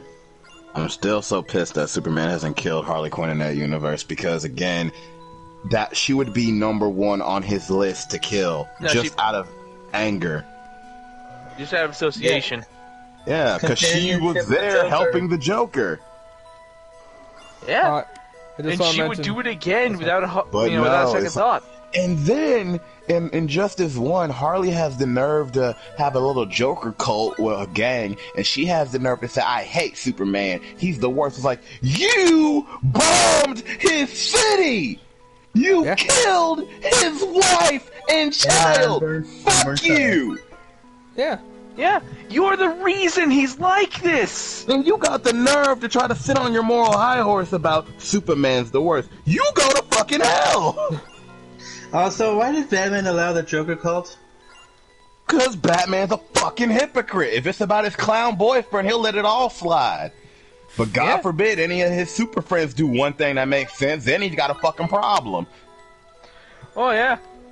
So I want to mention a few things. So, like, Malik, it did remind me that the contingency for Homelander in the show is his son, essentially, because his son does seem to be pretty strong. Also, yeah, Black Noir having, like, almonds as his weakness, it's just kind of weird seeing him go from, like, oh, I'm able to kill anyone. It's, oh, God, no! No! Like, just right there crawling on the floor.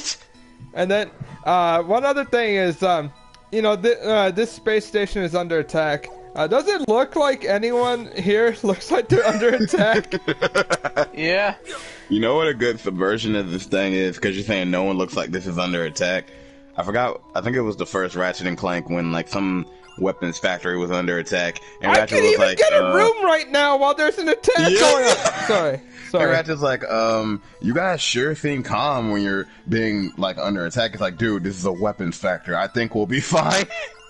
Oh yeah. Oh god. Like this ain't shit to us. We are literally just sleepwalking while the security does its work. Like, okay, you know what? To be fair, like it's not happening in this exact area, but it's like this is their whole like big ass space station and shit like that. Nah, ignore your problems, man. That's over It's there. so fucking dumb. That's right. Yeah, try to think it this way.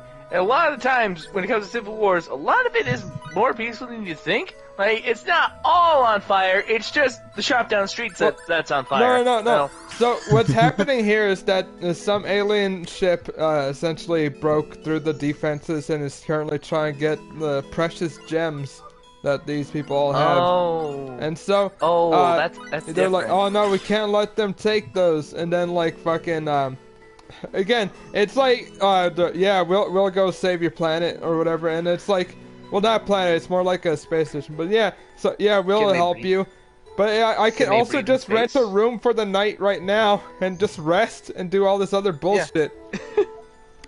I thought you said you were gonna help us. Yeah, I just need a few winks. I need a cat Here's nap. the thing, I Otherwise perfectly get understand cranky. why, because for your bullshit right they now. want you to be able to like still buy stuff and like have stuff ready for like you know when you're doing And the that. fact but that you still have to it's pay still even dumb. though they're relying on you for their safety. Oh yeah. That's another Ratchet and Clank shit. Yeah, that is real bullshit. Like, how many times have we, there's been a situation Capitalism. where assholes will And literally be Malik, like, you gotta yeah, save I the know we emeralds. depend on you to save us, but you still gotta fucking pay. Oh yeah. Well, well, I can't run on friendship, sir. I gotta eat. Yeah, but, like, at the very least, can you sell it at cost? No. Oh god, you know what that is?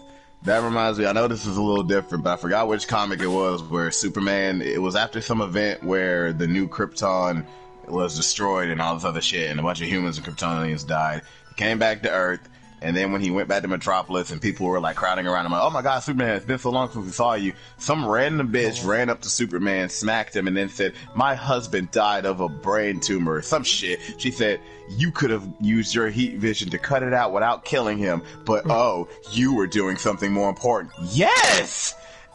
Yeah. And for some reason, Superman actually felt guilty about that. No, I'm fine with him being, guilty about sort of thing. Because let's be honest, if Superman would be anything realistic, he would be riddled with guilt non-stop. Because you keep in mind, he can quite literally hear pretty much everything that happens on Earth, including everything that's fucked up. He would be fucking insane. He'd feel awful. There's also a line in that same comic where, because basically after Superman feels bad about that, he starts just walking randomly around the state. Yeah. And there's this horrible line when he breaks down these drug dealers in this bad neighborhood. he burns their stash, and he tells a child, mind you, he says, "All right, I'm gonna go, but I want you to leave a message to them. Tell them that I'll keep watching here all the time, so they better make sure they leave." And then the kid says the smart thing, "But won't that just make them go and put their problem somewhere else to start up again?" Superman's answer to this is, "Yes, but we gotta only do our best here in the now. And if they have new problems, then over there needs to protect itself." And I'm like, the fuck, Superman? Over there. I freaking love. That's just such a freaking stupid line too, because it's only a problem over there because he intervened. Yeah. And why does over there not have to fend for itself when your intervention is what stopped the problem here? What the fuck, Superman? Yeah. Like, maybe just just take him to jail. I don't know. Why the hell are you just leaving him there? You're fucking Superman. You could literally just say, "Yo, these guys are selling drugs." All right, shit.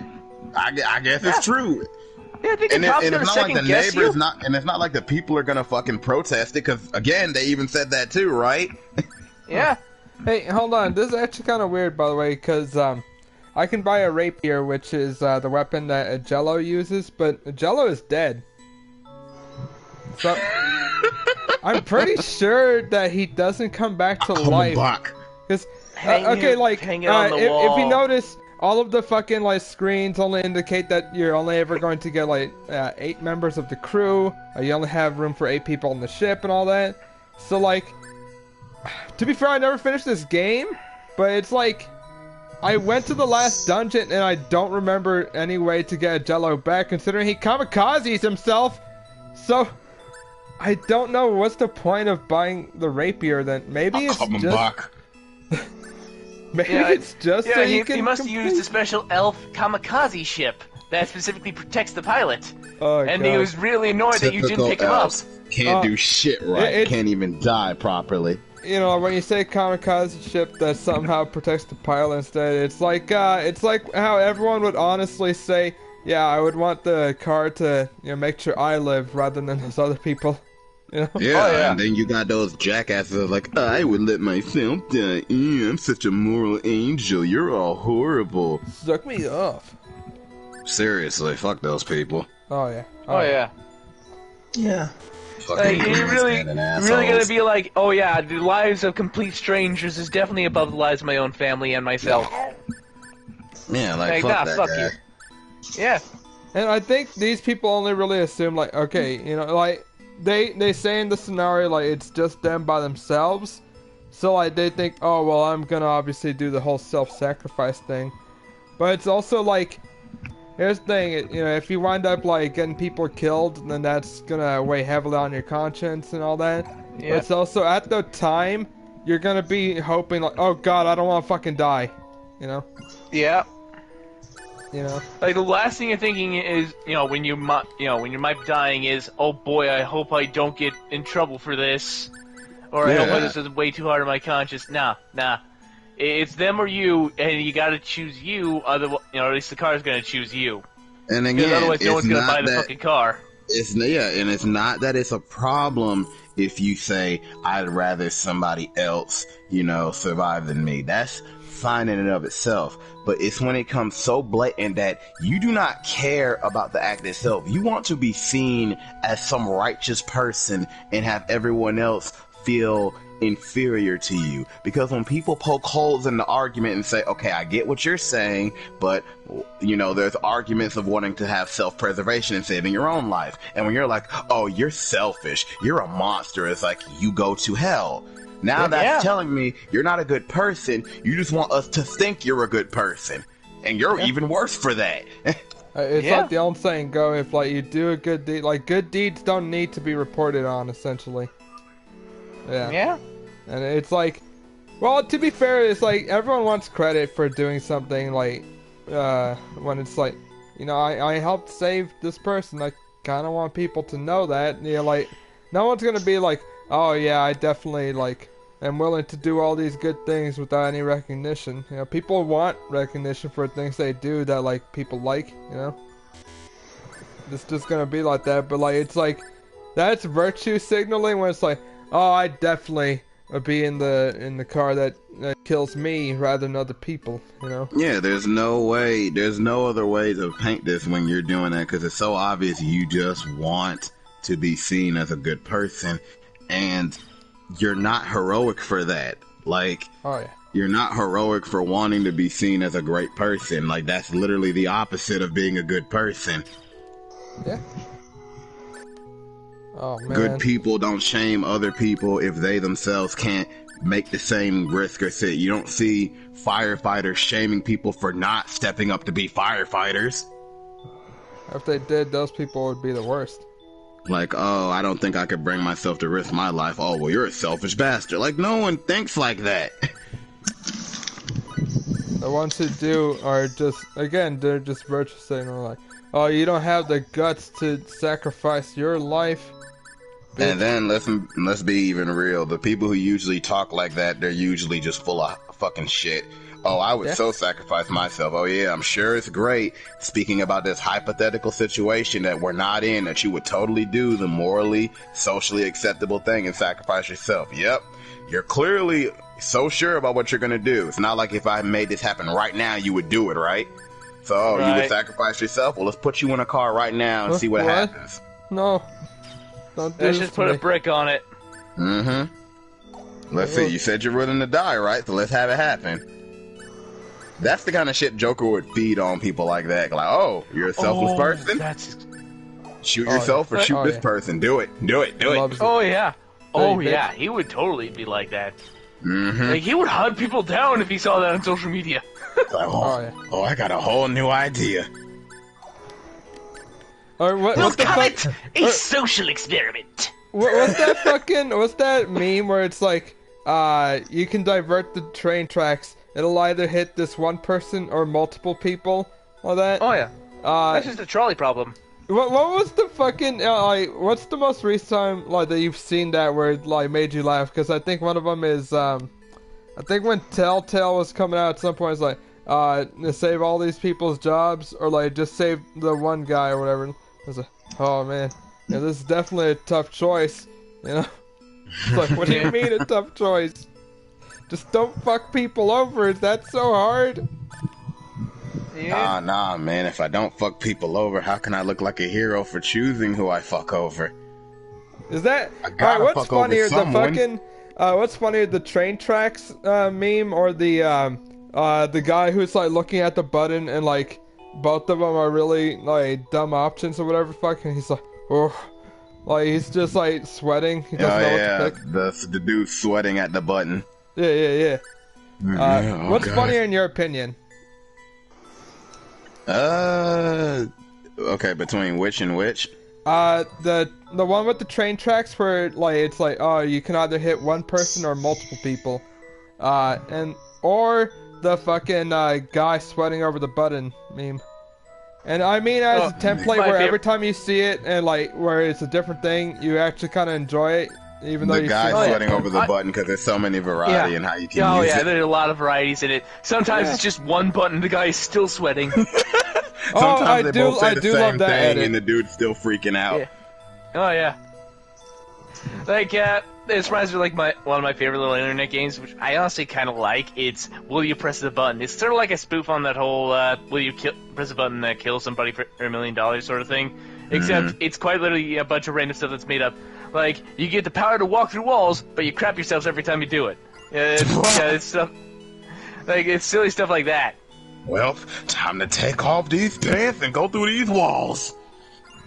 Also, by the way, okay, so I'm talking to this cat over here, and Edgley is, translating for me. But I only saw it say one thing, like, yeah, like that, and like, so I'll translate, and then she goes into like a little monologue, and so I get the idea that it's supposed to imply that like it was saying more than just meow or that, but like the way it when seems, one sound means like 50 words and he's actually spitting philosophy at you. I like the idea that in just one fucking word it says like whole fucking sentences. Like I get that's not what they probably meant, but it's somehow funnier this way.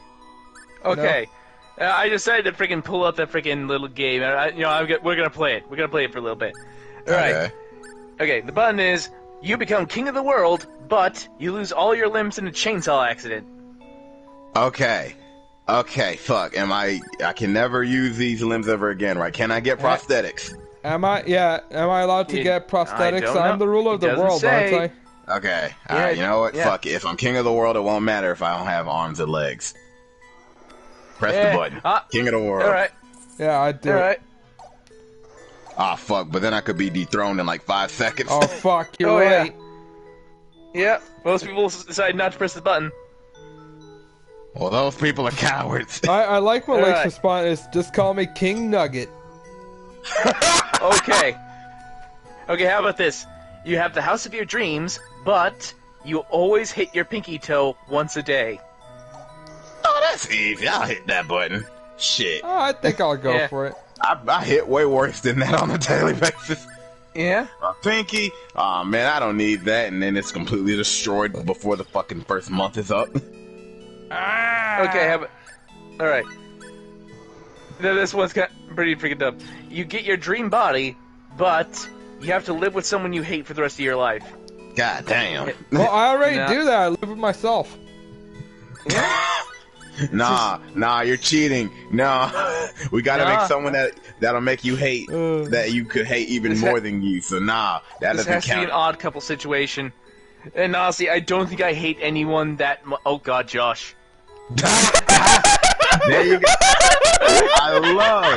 I love before you could even finish the fucking sentence. I don't think I had anyone. Oh god, your mind pulled that folder up so fast, like, dude, man. bow. Oh, dude. No, Skylar, you know what that was? You were about to finish your sentence, and then your mind heard you, and it was the sweating meme looking at the 2 buttons. Let him finish it, or show him the proof.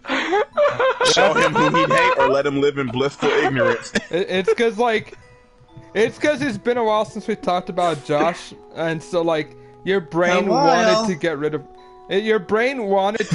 him, and your whole fucking like memory bank's like, okay, we're finally going to delete the Josh files, correct? Okay, we have it in the dumpster. We're going to empty out the trash bin. All right. Then at this point, it's like, oh god, no! Like fucking, it just instead brings it all back. I just love how quick that shit was. It was just like, it was great. I don't think I had anyone in there. No! His brain pulled so fast, like, bow! Abort! Oh yeah. It's the fucking Tobey Maguire. No! Can I just talk about? I want to talk about those fucking emotes we have in Discord. By the way, like, okay, the Tobey Maguire one is fine, but some of the ones Sam picked particularly, this is probably a bias because I think I hate Sam and Sam hates me. But I think a lot of the ones he made like make very little sense, and I don't know what's the point of them. You know. Right. Which ones did he pick? I think one of them is like or whatever the fuck. It's like, you know, I'm just gonna fucking like man, this does not bode well in like visuals, but like the one that's weird and I don't know how much use it'll be is the one where it's Arthur just shoving like a cake into his mouth and it just says cock on it, you know. Oh yeah. That one can get some use. Sam's favorite emote. But yeah, it's like I'm just gonna post the fucking emotes that I don't understand. You can hear the sound effect of that emote. It's It's like, yep. Like, I'm just gonna post the emotes that I don't understand. It's funny. Yeah, it's a funny image, but what emotion is it supposed to convey? Yeah, it's everything. You need it. I'm posting like just the ones that I think like I don't understand what's the point of these exactly. So there you go. Those are the ones I posted in this. Okay, I don't know. I don't understand the one of the black guy that looks like he's oiled up. I don't get that one. The laser love beams, I guess that means that it's like aggressive affection. I don't fucking know. The Matt Murdock one though, that makes more sense because that's when you're just being a Matt shithead. Murdock one? Yes. Yeah, that's when okay, so I don't know if you were in the chat when we were talking about that, but yeah, I don't think you were because you were kind of in the dark about the whole owl thing. But basically, oh yeah, we were trashing. Yeah, we were trashing on the owl, and basically I also brought up another point in the Daredevil comic I was reading where Stiltman comes in and he says, "Look, man, I'm fucking scared shitless of you. I'm done. I'm out of the game. Here's my costume." And Matt won't even give him the satisfaction of just speaking to him, plainly like he knows him, because he's pretending like he's not Daredevil. But everyone's like, "Dude, it's you." He's like, "You want to know why we haven't come over here? Because we're scared shitless of you, and I'm tired of waking up at night in a cold sweat because of you." And Matt pulls that face, going like, "I have no idea what you're talking about." It's the biggest fuck you ever.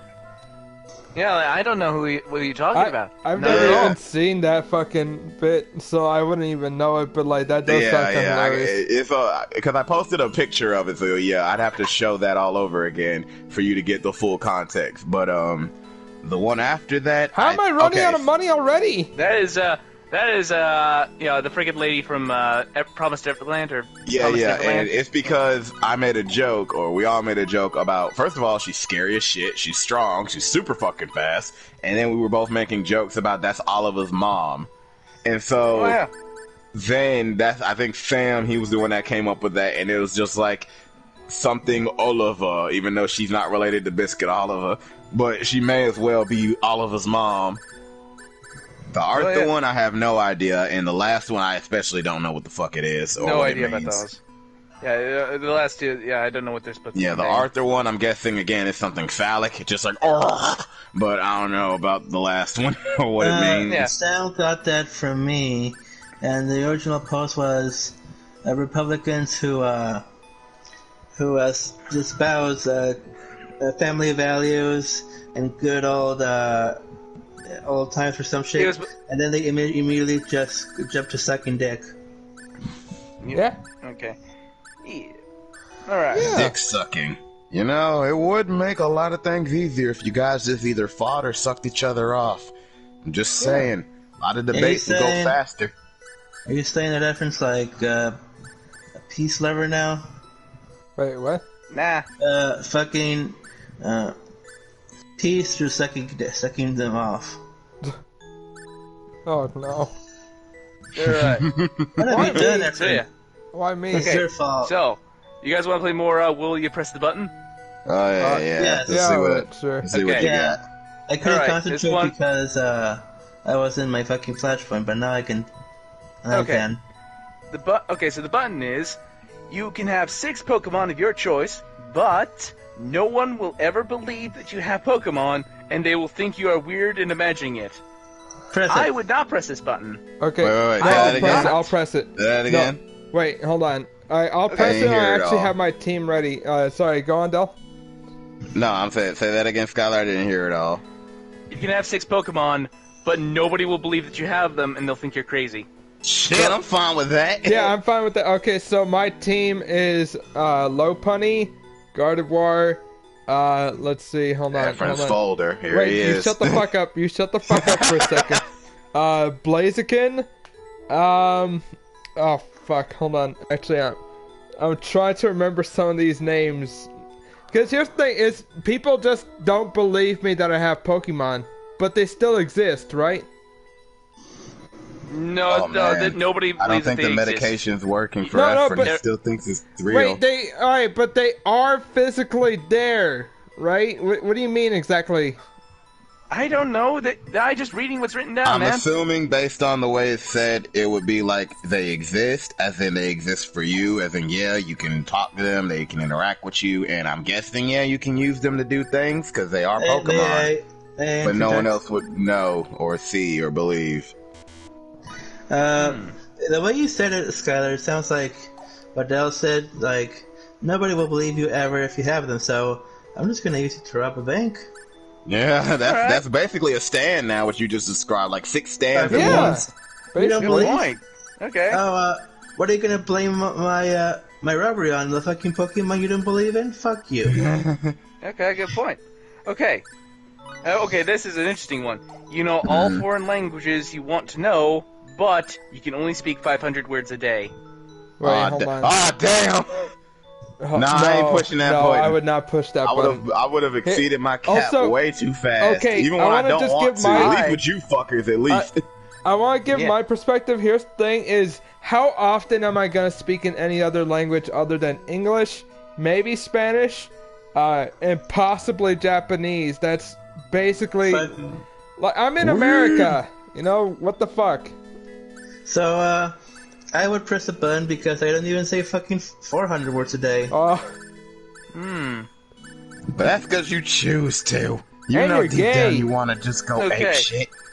Research shows the average person speaks at least 7,000 words a day. Oh yeah, that'd be a hard cap, and that'd be hard to manage. Yeah, I can't. Especially I if can't personally, what if you actually have to say something? You'd have to count the words in your head of what you're saying, and then you only have a finite pool in a day. You'd have to be very honestly, careful all the time. Fuck that. Yeah, honestly, I can't see myself using, doing it that often. But who knows? I don't talk much usually, so maybe. Also, I kind of wonder, would the stutters count? Yes, they're 50 words each. Oh, fuck then. Did you go for a Marauder or a Juggernaut? Say what again? Did you go for a Marauder or a Juggernaut? You mean as a Sith Warrior? Yeah. I did 2 different ones. I would say my favorite one was the Marauder, no. My favorite one was the Sith Juggernaut. But when I played a Jedi, their version of that with the 2 sabers was my favorite. I don't know, something about it kind of worked in my mind. All right, I was gonna ask. I envision a Sith warrior as like a long, claymore wielding badass with heavy armor. All right, this is a longer one. Okay. All right. Every day, a random amount of money will be added to your bank account, ranging from 1 penny to $100. Okay. In order to gain this money, you must vomit twice every day. No. You can choose when you vomit, but you cannot choose how hard it will be. It will never be life-threatening. Wait, I thought you said you can't choose how hard you'll be when you vomit. You can't choose that now. I can't. You cannot choose how hard the vomit will be. Your fucking teeth will actually just fucking be disintegrated. Your teeth will rot. That. You will feel sick all the fucking time. Every day. Dude, you'd never be able to enjoy food ever, knowing you gotta eventually throw up. Like, alright, here's the thing. Even if you only throw up once a day, even if it's not twice a day, that's still too much for like a daily thing. Let me finish it, please. Okay. It'll never be life-threatening, but at its worst, you'll vomit for 2.5 minutes straight. Your teeth and esophagus won't be damaged, and you can choose not to vomit at all on a given day. I still say no. I could just have my Pokemon to help me steal money. I'm not throwing up for money. Yeah. Like, again, I can't see the whole, like, appeal to... Nah, man. And here's the thing, goes back to when we said how bad shit. It's like, how badly do you not want to work? It's like, do you not want to work so badly you'd rather puke? Yeah. Okay. It's just the worst. Yeah. Okay, so this is an interesting one. You are given the ability to cure wounds, illnesses, and death if you see fit. But by doing so, you take on the malady yourself for a few days, but you will eventually recover, even if it means coming back from the dead. No. Never said that shit so quick. I've never cared about anyone enough to fucking want to risk my life in any way, shape, or form. What a monster. No one in this world matters enough for me to want to take on their maladies or fucking die for them. Wow, no Anakin for Efren. Huh? That's not the interesting question is... Okay, so, what I want to know is, what if you decided to take on an immune disease, like AIDS or some shit? If you did that for like a few days and caught something else, well, would you be able to live through? Like, would you be able to die from that, or would that also be healed? I think you would still die from other things, because I think it doesn't just make you immune to shit, does it? I would say it's the flip of the coin. Either you'll die from it if it mutates or changes, or you're a hard counter for it, because I guess the way this power works, you'd kind of have to be immune from the get-go for any of this to work, right? But I see a potential problem if there's diseases or problems and ailments that do mutate. What if you end up accidentally spreading it and it's a new version of it? Yeah. Like, I have taken your aids, you know, and now you don't have them? What if the aids now realizing it doesn't work and then just mutates to another? You know what I mean, right? How diseases work and viruses and shit. Like, your aids given to well, me. then again, mutations is something you worry about on a mass scale, like with thousands or at least millions of people. Yeah, what if it mutates so badly it turns into an airborne thing? Oh, that's a bad. Yeah, that could be a problem. Because again, we're talking about how it. Basically, the way I see it is when you deal with an ability that offers like a rush hard counter to something like that, I see it as by way of, you know, equal force. It would have to mutate in just as much of a grand way. It might not be immediate, but you might slowly be cooking a mutation in this virus that will now spread in a whole new way. What if it gets now spread through just sheer contact, period, or through your sweat, or through your breathing, or any, like, I don't know. Yeah, good point. All right, you could potentially become the biggest carrier ever. Yeah. And gay. This is a good idea. What if you contract the gay? You already have it, Efren. Yeah. All right, so Eric bit you long ago. Okay, so here's another one. You will meet your most favorite celebrity in the world, but you have to marry them and raise a child with them. Oh, damn. Skipping the whole dinner and everything. Yeah, I'm not a fan of this one in particular. Like, I don't like any celebrities that much. Yeah, I was about to say, I can't think of one I give a shit about. I barely know their names. Besides, all the celebrities are taken. That means you cuck somebody. I mean, okay, now you got my interest back. But, okay, hold on. Now I'm actually thinking here. Yeah, because I'm actually do I even know any celebrities I actually give a shit about? Do I know anyone I want to this is an interesting one. Yeah. No, but here's the thing: you don't get to choose which celebrity is your favorite. You either know or you don't. Right? Yeah. It's either you got one or you don't. Yeah. Okay. How about this? You never have to sleep again, but you only live until 50. Yes. No. Wait. You have what? You never have to sleep again, but you only live until the age of 50. I mean, I basically don't sleep anyway, so as cool as that does sound, you'd have to make total use of your time for your finite 50 years. And keep in mind, that's not even a whole 50 for us, because we're already in, like, our 20s. Yeah. So, this doesn't actually get rid of your ability to sleep, does it? Oh, you can sleep, you just don't need to, I'm guessing. Yeah. Well, here's the thing: is I'm already planning to kill myself by the age of 30, anyways. So, you know. So I'm But then, what if you gain that ability, and then with you not sleeping, you end up doing things and meet people that you're like, you know what? I want to live a long life with this person. It's like, oh shit! I only got 50 years. No, that's never gonna happen for me, sadly. But the main thing is like, okay, here's the thing: is what the fuck do I even have to do at night, anyways? It's like that too. Because the way I see it is less about having fun at night, and it's more like you have optimal amount of time usage. Like you literally have 24 hours in a day from now on that you can do whatever. So if you wanted to craft a good life for yourself, you've got an advantage. But again, you got a cap. Like, cause it's like as soon as the clock strikes 12 on your 50th age, you're done. You know what that reminds me of, by the way? It reminds me of that bit where like Stan was taking those pills so he would like be active, and like he would be doing stuff at night because he never had to, like, he didn't feel tired all day, and like the main thing is that like played video games. Yeah, like you can do a lot in the nighttime, but it's like I feel like daytime is when like stuff is more poppin' for like the majority of us. Is like, how often are you gonna be like, oh, you know, it's nighttime, that means I can go to these places, like... No, yeah, the need to not sleep, that's more for someone who takes a pragmatic approach to life. Like, if you told that to Batman, obviously he would be just using it to get better and do more things at night. So it's only for people who think like that. If you think of it as, oh, I can have more fun, you really, like... The limitations, it's not like you can't have fun at night, because even if there's not as many places open, you know, parties are always happening and they'll let anyone in. Like, the only time I could think of this as being useful would be, not be if I was doing an all-nighter. But even then, I don't consider doing that if I didn't plan things out properly.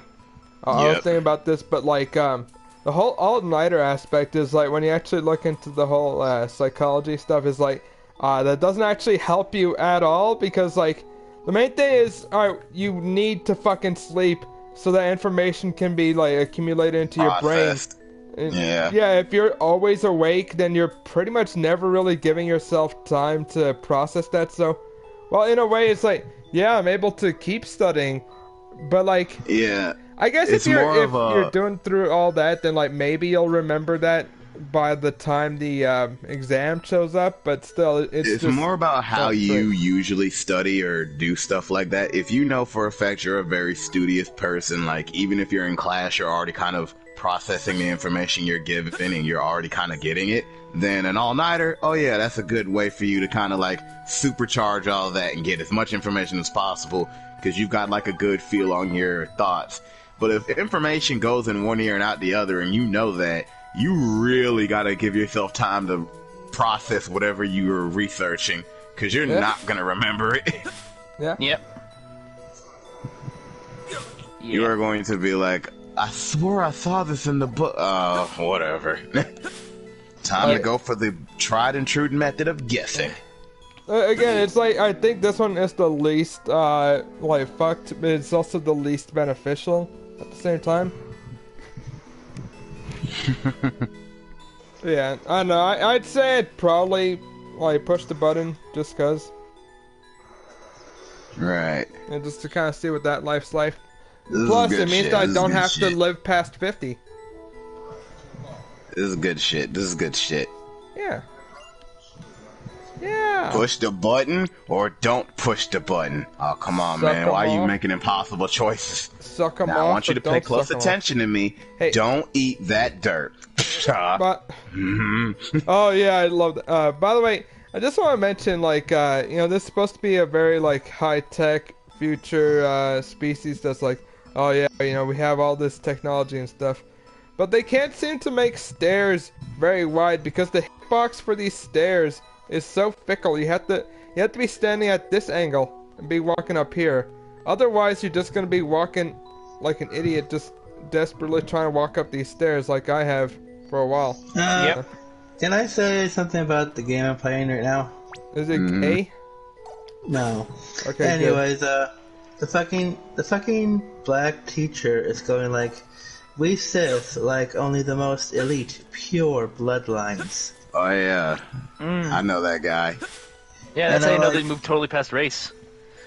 Yeah, it's all about humans versus aliens, and the only aliens they accept are the Chith or the Sith purebloods. That's it. Or the blacks. Yeah.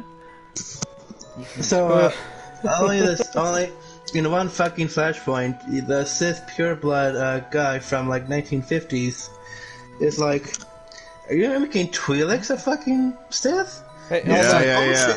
By the way, I just want to mention this random woman just asked me like, all right, here's a quick question. What's the worst thing you can do to him? What's the one worst thing that I've done? Lie to her, I guess? Yes, bingo. You know all too well, don't you? So I need your help. I lie all the time. Also, like, her title is Jealous Woman. Okay, how about this? You get $50, but you will have to make your mom cry. No. Oh, no, that's not worth it. It'd be one thing if you said you have to make your mom mad or make her yell at you. Cry? Come on, man, I can't do that. No. I like how we plus all it's love our $50. moms. Like that, I can just earn that. The guys love their mom. You gotta pay me more. The guys love their mom. yeah. Like, you gotta pay more than that. Like, I gotta do something nice for her to make up for it. I gotta be able to pay back for this. Like, okay, I made you cry this one time, but now you never have to work again. Yeah, see, if you do that, that'd be fine. But yeah, no, doing that for $50, that's just low. There's some people who do it. That's the sad part. I'll be back. Yeah. And then we never saw him again. So, who wants to hear more tales of my mom and the maid? Alright, so who's getting betrayed this time? Yesterday, my mom and you never guess what happened. Found two cockroaches. Ew. And guess who she blamed it on? The maid. The maid. She this time, instead of saying she carries the cockroaches on her body, she says, "Oh, she picks them up from her house and puts them under her purse to unleash them up on us here." Yeah. Yeah. So I go, how is this logical, Mom? You'll understand when I'm you older. see, I slapped you with facts and logic. Yeah. With Skylar's right and correct testicle. Yeah. You see, Why I does did Skylar's this because testicles have so much lore, apparently, by the way? Look, man, you guys keep writing it. You guys were the ones that went into so deep layer when we made that one joke about Skylar fucking Josh's mom. Y'all took that shit to a whole new level. It was like, oh yeah, and then Eric's directing it, and Rian's like the cameraman, and y'all going to all this detail, all this. I just threw a little bit of sprinkle in every once in a while, and y'all kept pushing the shit. Yeah. Wait, Rian responded to you streaming, and he's not gonna join. Yeah, he can go eat himself. Yeah. Huh. You think you're too good to be in here? Well, fuck you, bro. Yeah, but fuck you, man. Yeah. Yeah. Get so now my sister is like, Eric, you gotta fire the maid. Wait, why you? Why is the sister asking this? Because my mom the maid gets spread calls. cockroaches in my room. My mom gets calls from her and goes, Eric, she's constantly bitching about the fucking maid. Just put it out of her misery. It's just gonna be the same thing for the next maid. Yeah. Then just don't hire a maid ever. You know? Look, sis, we gotta come to terms with the fact that mom kinda is evil to anyone that she can get away with being evil to. Yeah? Only slightly. Okay. Only slightly. Here's a particularly dumb button press. Would you get, you get featured on iFunny, but you lose your left big toe? No. Also, fuck that. Okay, fuck wait, that. I just want to mention. As soon as you said iFunny, I already hated this question. Wait, hold on, I just want to mention that. You can't walk anymore without your big toe. What the fuck is iFunny? Anyways, I don't know, shit really. Place in the internet where people get pictures. I don't fucking know. On a different. 22% of people actually would have pressed the button. Fuck those people, but I will say. Well, they're the undesirables. Malik is over here confused because he doesn't have the full concept. Why you were all talking about smashing Josh's mom? Like, who wants to start that? Like, because I don't know if I can fully say it. Go on. Basically, Malik, there was FF14 video, if I remember. It's called We're Petty as Fuck. You can find it on Efren's channel. But anyway, we did not start this really going into detail. We were just, everyone was still ranting about Josh because, everybody was high on their hate parade at that time because Josh was kicked out of the group around that time. So everybody was finally getting their words out about how much they didn't fuck with Josh. And basically, somebody mentioned about Josh's hatred of Skylar, and then it was like, the best way to get back at Josh would have Skylar fucking Josh's mom, and Skylar even said, I'm petty enough to do it, and I think it was me. The joke just expanded. Yeah, I think it was, and then Skylar was like, I'm petty enough to do it. He said I would do it. And then the joke just expanded and expanded to the point where it's like, oh yeah, and then not only is Skylar fucking Josh's mom, he's doing it in front of Skylar. Oh, and Josh is watching this whole thing on a DVD, and then the only reason he keeps watching is because Dale's bathwater is being sold to him at the same time. I'm like, what? And then Efren started freaking me the fuck out by bringing that shit up. And I was like, excuse me? And they're like, yeah, Dale, because he likes you so much, he wants all your black skin in this black water. I was like, fuck off, this is gross and weird. And that's when the lore about Skylar's testicles came up, and everybody got into a lot of detail about that. And then into detail about Josh's love of black people, apparently. And then Skylar nearly died when I made the joke of giving him the N-word pass. And I almost committed murder that night because Skylar nearly died. He would have deserved it. Really bad shit. See, just the memory is about to kill him. See, listen to this man. You listen to this man tell me he's not about to die. Listen to him. He's dying. He's dying now. Skyler, breathe, bro. Breathe for me. Okay. I don't want you to actually die. It's gonna be very odd to explain this. So, Malik, I'm gonna try to. Yeah, okay. I think I posted the link of that video, so you can look into that, and it will give you a good chunk of everything that I'm saying, because I'm not gonna be able to do justice to the whole damn thing.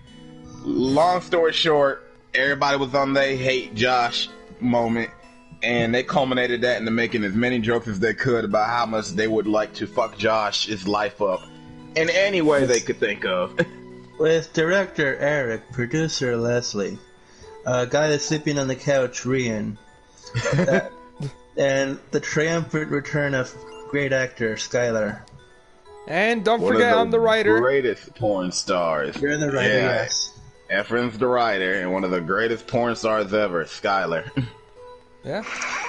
Mr. AKA Facts and Logic, AKA Right and Correct. AKA better than Johnny Sins. Who the fuck is Johnny Sins? You don't know? How do you not know? Who? If I remember right, it ain't no easy job. They got tea. I'm pretty sure it's a gay porn star that Eric, for some reason, expects us to know. Heterosexual porn star.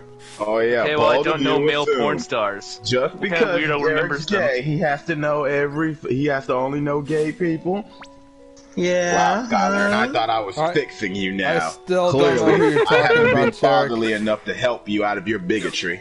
Shark, I still don't know who you're talking about. Don't worry. I'm sure enough time will fix you. Very famous porn star who was, if it actually succeeded, he would have gone to space to make the first space porn.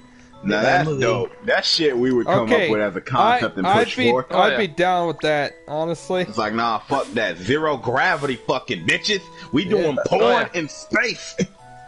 Fucking, there was a fucking Kickstarter to have Johnny Sins go in with as many porn stars as he could. Female, mind you. And, yes, Rian. Yes, Rian. Come back to porn star talk. Yeah, aren't you lucky, you fucker? Join us, you fucking prick! Alright, go on, Eric.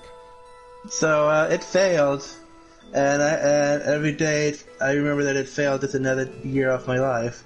I was about to say, I thought you were going to say something like, every day I remember that is the day I cry. Every day I remember that is the day I cry.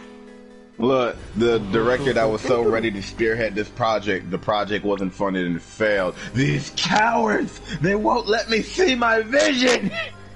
I just stand outside their studio going, cowards! Yeah. Who is that deranged man outside yelling at us? Look, he's a weirdo that wanted to do porn in space. Don't mind him. And then everyone inside's like, that sounds like a good idea. Yeah, why wouldn't we do that? Yeah, why are you against it? and then, see, here's the thing. We send off that, like, space porn to, like, the aliens.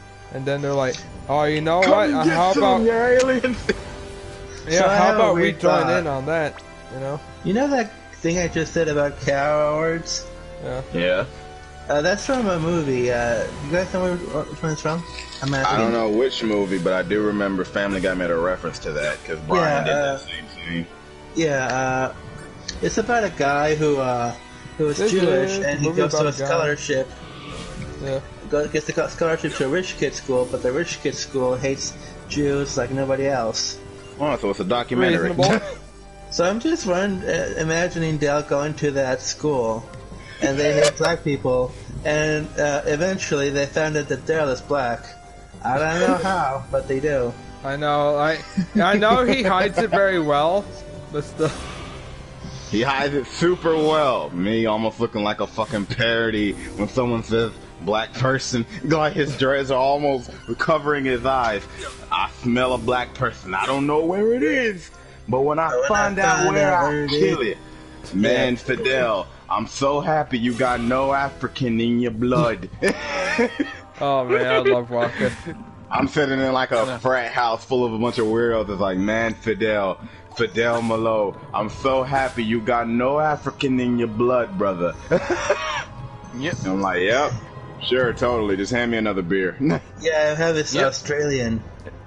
And then he gets a freaking that's the exact same thing as Uncle Ruckus's test results, where it's 102% African with 2% margin of error. Oh, I love that. I love that. Oh my God, Patel, you've been hiding this? And then the one person with common sense, of course he is. You knew?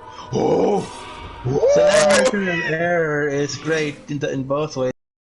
It could either be he's 100% African or he's 104% African. Oh yeah, which is like, how do you get more than 100% African? How is that physically possible?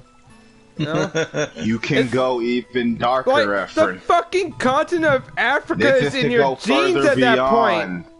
You know? Yes, you are Africa. And if you're angry enough, you can see the rage of Africa. Yeah. Oh man. Yeah. His head just explodes like the Clayton Bixby sketch. It's Clayton Bixby. You can't handle this. From Chappelle Show? Chappelle Show. You don't remember? I'm bored. No. I gotta go see the Chappelle Show. So Clayton Bixby is the parody of some guy, I guess, by Dave Chappelle, going like, "This is the first black African American KKK member." Oh, yeah. Now I remember. Yeah, I remember him. Sorry, so you remember the head exploding? I remember well, I don't remember that exactly, but I remember one of my favorite parts with that is when they're talking to him, and they're talking to another KKK member. So, look, I know, yeah, he's black, but he's a real member. He's a real good member to the cause. It's like, what? Yeah, and my favorite part is when he's so charismatic. He's so good. Yeah. The fucking white boys are blasting their black music, and they go, and Clayton goes, "Hey, you N-words, turn that shit down. Boogie boogie N-word, boogie boogie." And then it was like, he calls us this. Yeah. Couldn't, but they were so fucking happy too. Yeah. So, Malik, sound off. Do you watch Invincible on Amazon Prime? We're just waiting for that response. While we're waiting, I'm gonna go to the bathroom. So you guys keep talking about something else. All right. Let's see here.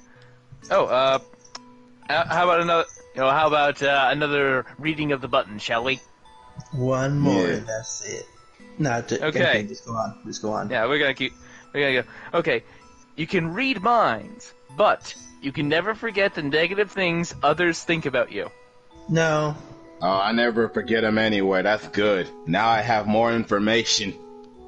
Are you watching Invincible, the one based on the comic book series, Malik? Amazon Prime?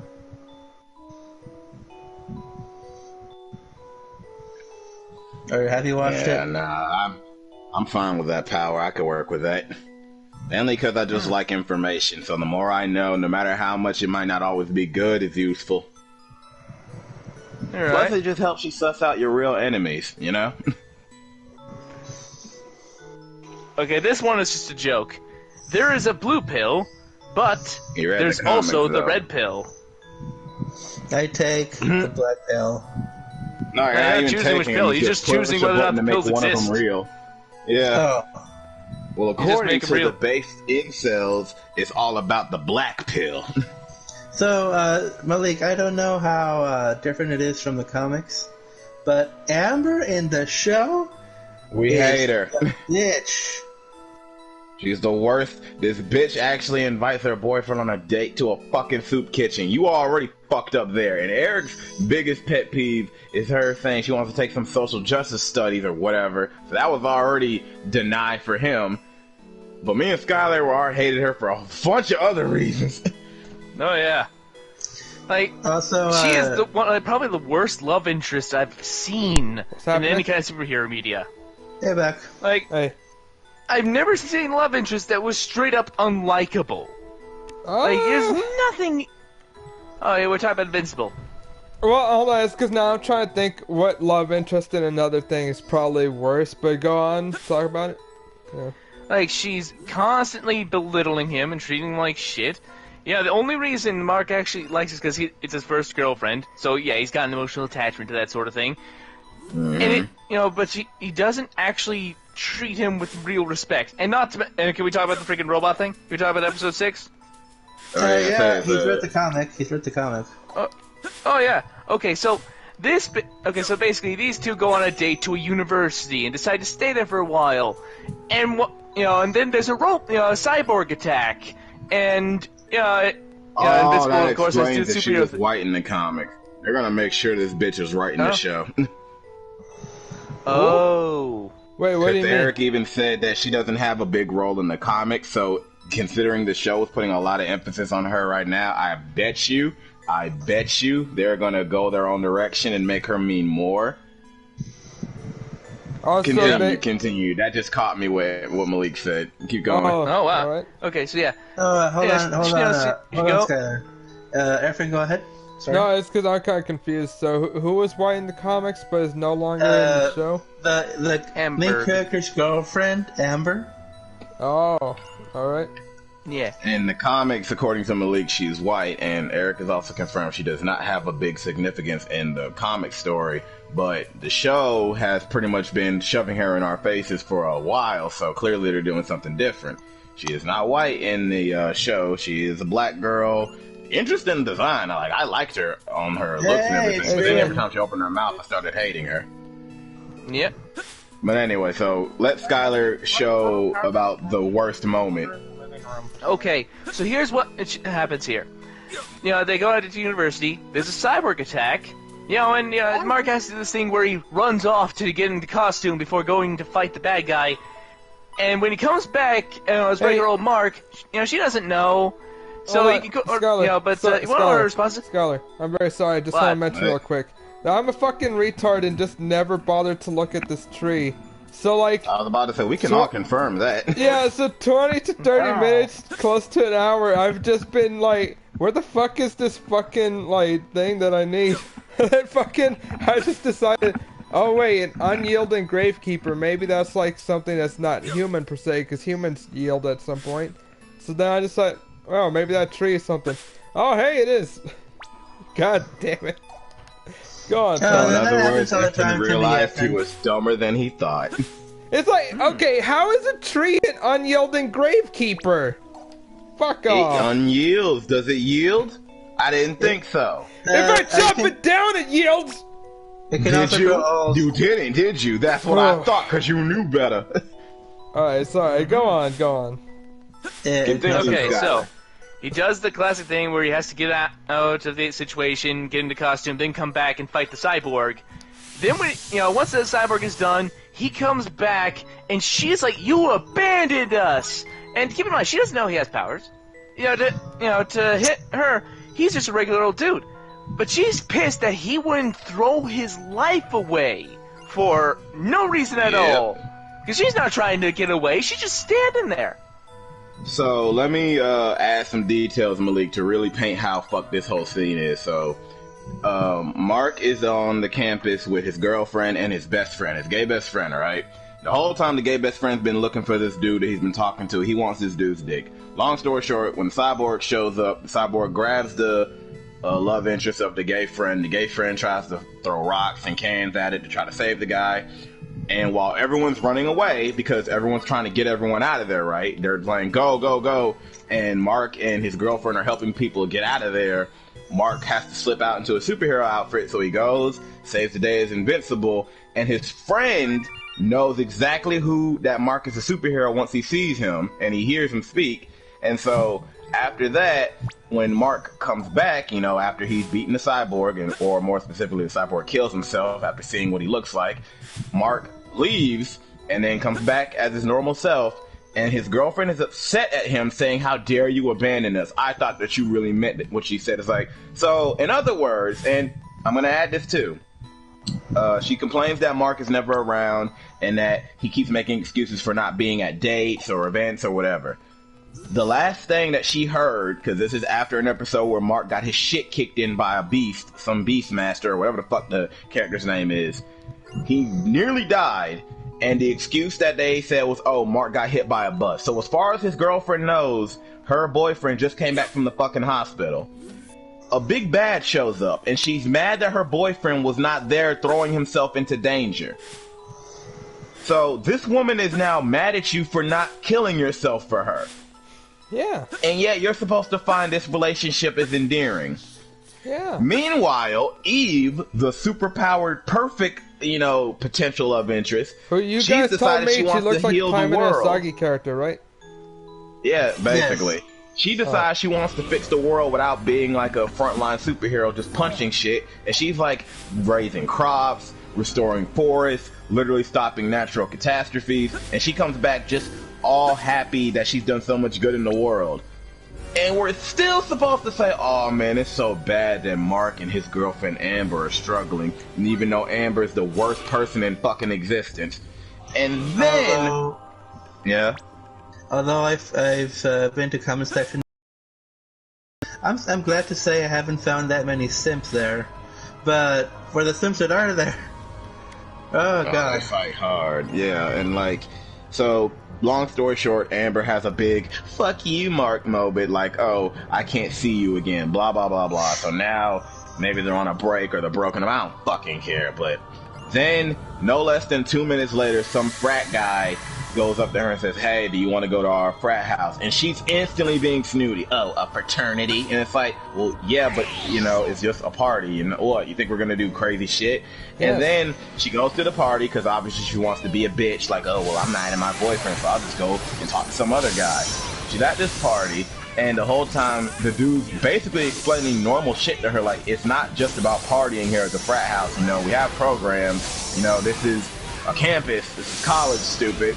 And then this idiot girl is like, you're pretty nerdy for a jock. It's like, so in other words, you're not fitting a stereotype of being a meathead. And she thinks she's being clever when she says this.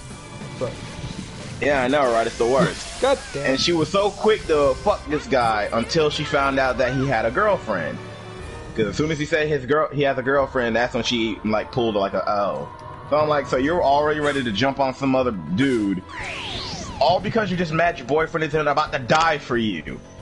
And you're such a shit girlfriend, you can't even tell your boyfriend is the superhero when he looks the exact same, wears the same color scheme, and the very second Mark left, Invincible appeared, and then the very second Invincible flew away, Mark showed back up. Like, there's no way you can be this stupid. Yes. There's a lot of reasons to hate this bitch. And Malik says that he remembers Eve and Mark being a decent couple in the comics, so it's likely going to happen in the show too. But I remember me and Skylar said they're probably going to still make it so that Amber gets the real victory, because Eve in the show said, when I was at the soup kitchen with Amber, she made me realize I could actually help people. I don't have to be out here punching people or fighting bad guys. I can just help. So I feel like the more good he does, they're going to attribute it to Amber. As if she was the one that showed her the way.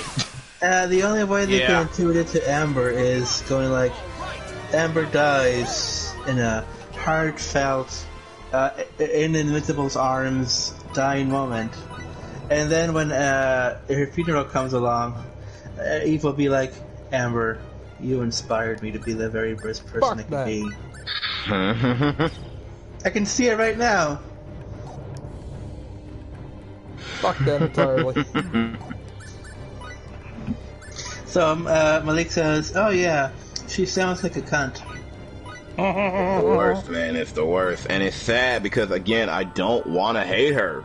She has a good design. I liked when she was flirting with Mark in the beginning, like how she tried to talk to him and get this going. But then literally it's every trope of the superhero having a normal relationship just amplified and made 10 times worse.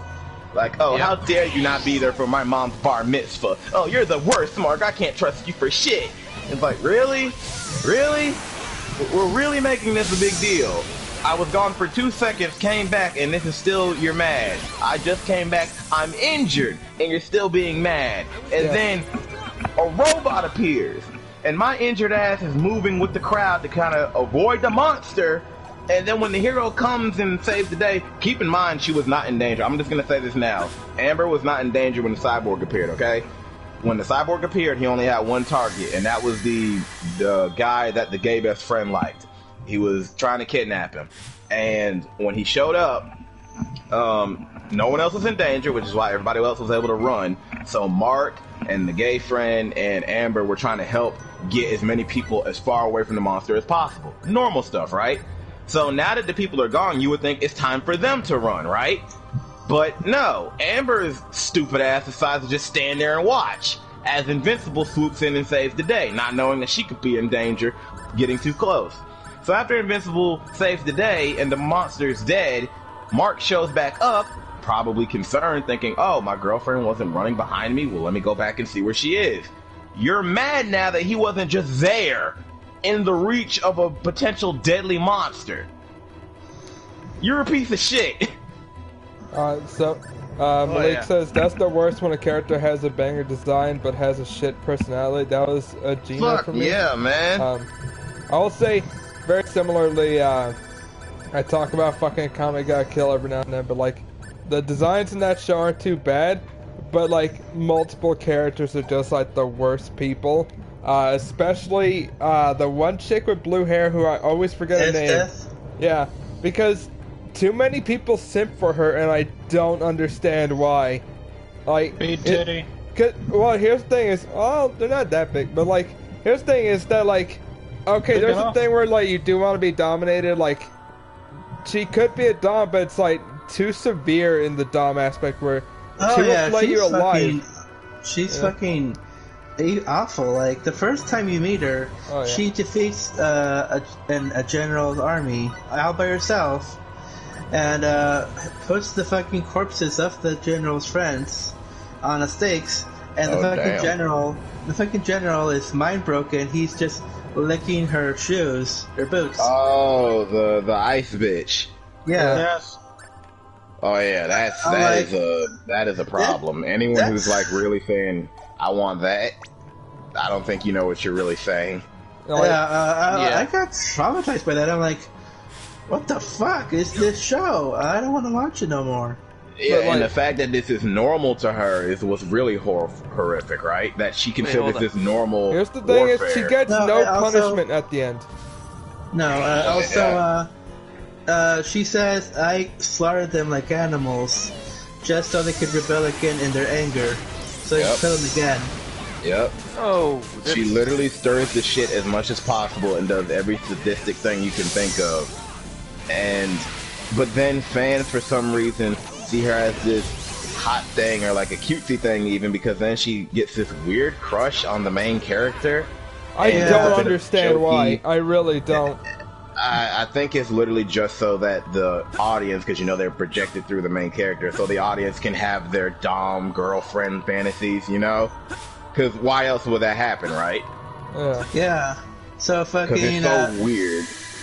And this might be me sounding fucking very I don't know the word for it, but she slaps a collar on the guy after he wins the tournament to be her concubine or whatever, and we're supposed to think that's funny or normal or good or what?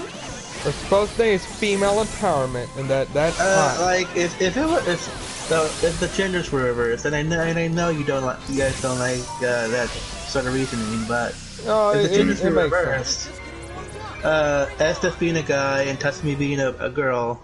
Oh yeah, that is literally rape central right there.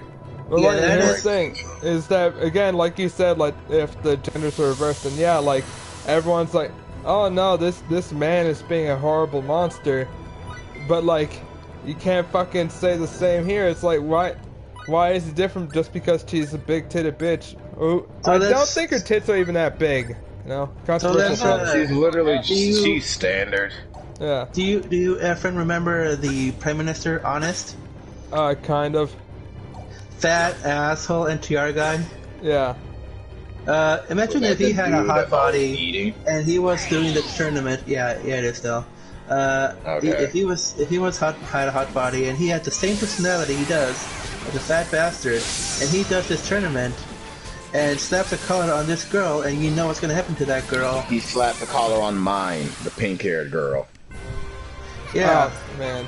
Yeah. Again, now, I'd say would this situation work? Would people be as accepting as that? I don't think so. I think they would not want the dumb daddy thing. Yeah. Yeah. So go on, Nathan. I'll say like, again, even like for males, even if they're like hot, like for instance, like it's very difficult for some people to just be like, oh well, like they won't give them the same treatment as any woman in general. You know what I mean? Yeah. You want to know the sad thing? It got to the point where I had a conversation one time with a friend, and she basically said it kind of got heated because of how fucking aggressive her stance was. Because at first it was once again like her talking about her woes with men and how this, that, and the third. And I was listening, right? I was not adding any other thing of, oh, but what about this, that. I only listened and engaged, and then I said, okay, so that is some clear issues you're speaking, and I was trying to go from my point of view because she was talking to me about it. But then she said, but that's the thing, it's different with you, or, you know, something. It's like, I don't hate all men, but yeah, I'm sorry, I just have a more aggressive stance against them. I just don't trust them. I was like, so if you have a generation of people, or just a like mindset in general, where you're already feeling as if men are naturally predisposed to be violent assholes, it's like this weird concept where it's like the refusal to accept that women can be just as horrific. And then when you bring up topics of that, they're like, oh, but you're distracting from the real conversation. It's like, no, we're not. We're talking about, this is an issue altogether. Like, this is the sad truth about the way people take any real debate on something important, or just any conversation. If you want to talk about sexual violence or anything like that, people will list every statistic in the book that supports their argument, right? Then when an actual rape is done, all they're going to do is look at the cold statistics of who is involved. Who is the man? Who is the woman? Who's the aggressor? Who's the rape? You know what I'm saying? They're just going to look at all of this from a cold view and then try to say, well, realistically, this is really what this meant. Or what? It's like, no. That's not important. This happened. Now let's fix this. But you have to, it's like people refuse to admit that because then they have to look at all their bullshit too. Like, yeah, Esdit is a fucking monster. But because a lot of people watching the anime in general are fucking horn dogs, they don't see her as a monster. They see her as fat material. So when she starts getting cutesy with Tatsumi, they see that as funny and like, oh, that's so random, or oh, that's so hot, I would do it. It's like, you're not thinking from how fucking horrific this is. Meanwhile, if it was reversed, more people are gonna look at that from the angle of the girl. Like, oh, this is a girl. What the fuck? What the fuck? Who stuck a pig in their room? Oh, really? Why is the pig shouting, fuck you? He's yelling at the cat. I didn't know pigs hated cats that Who yells at much. a cat? My brother. Okay, continue with your point.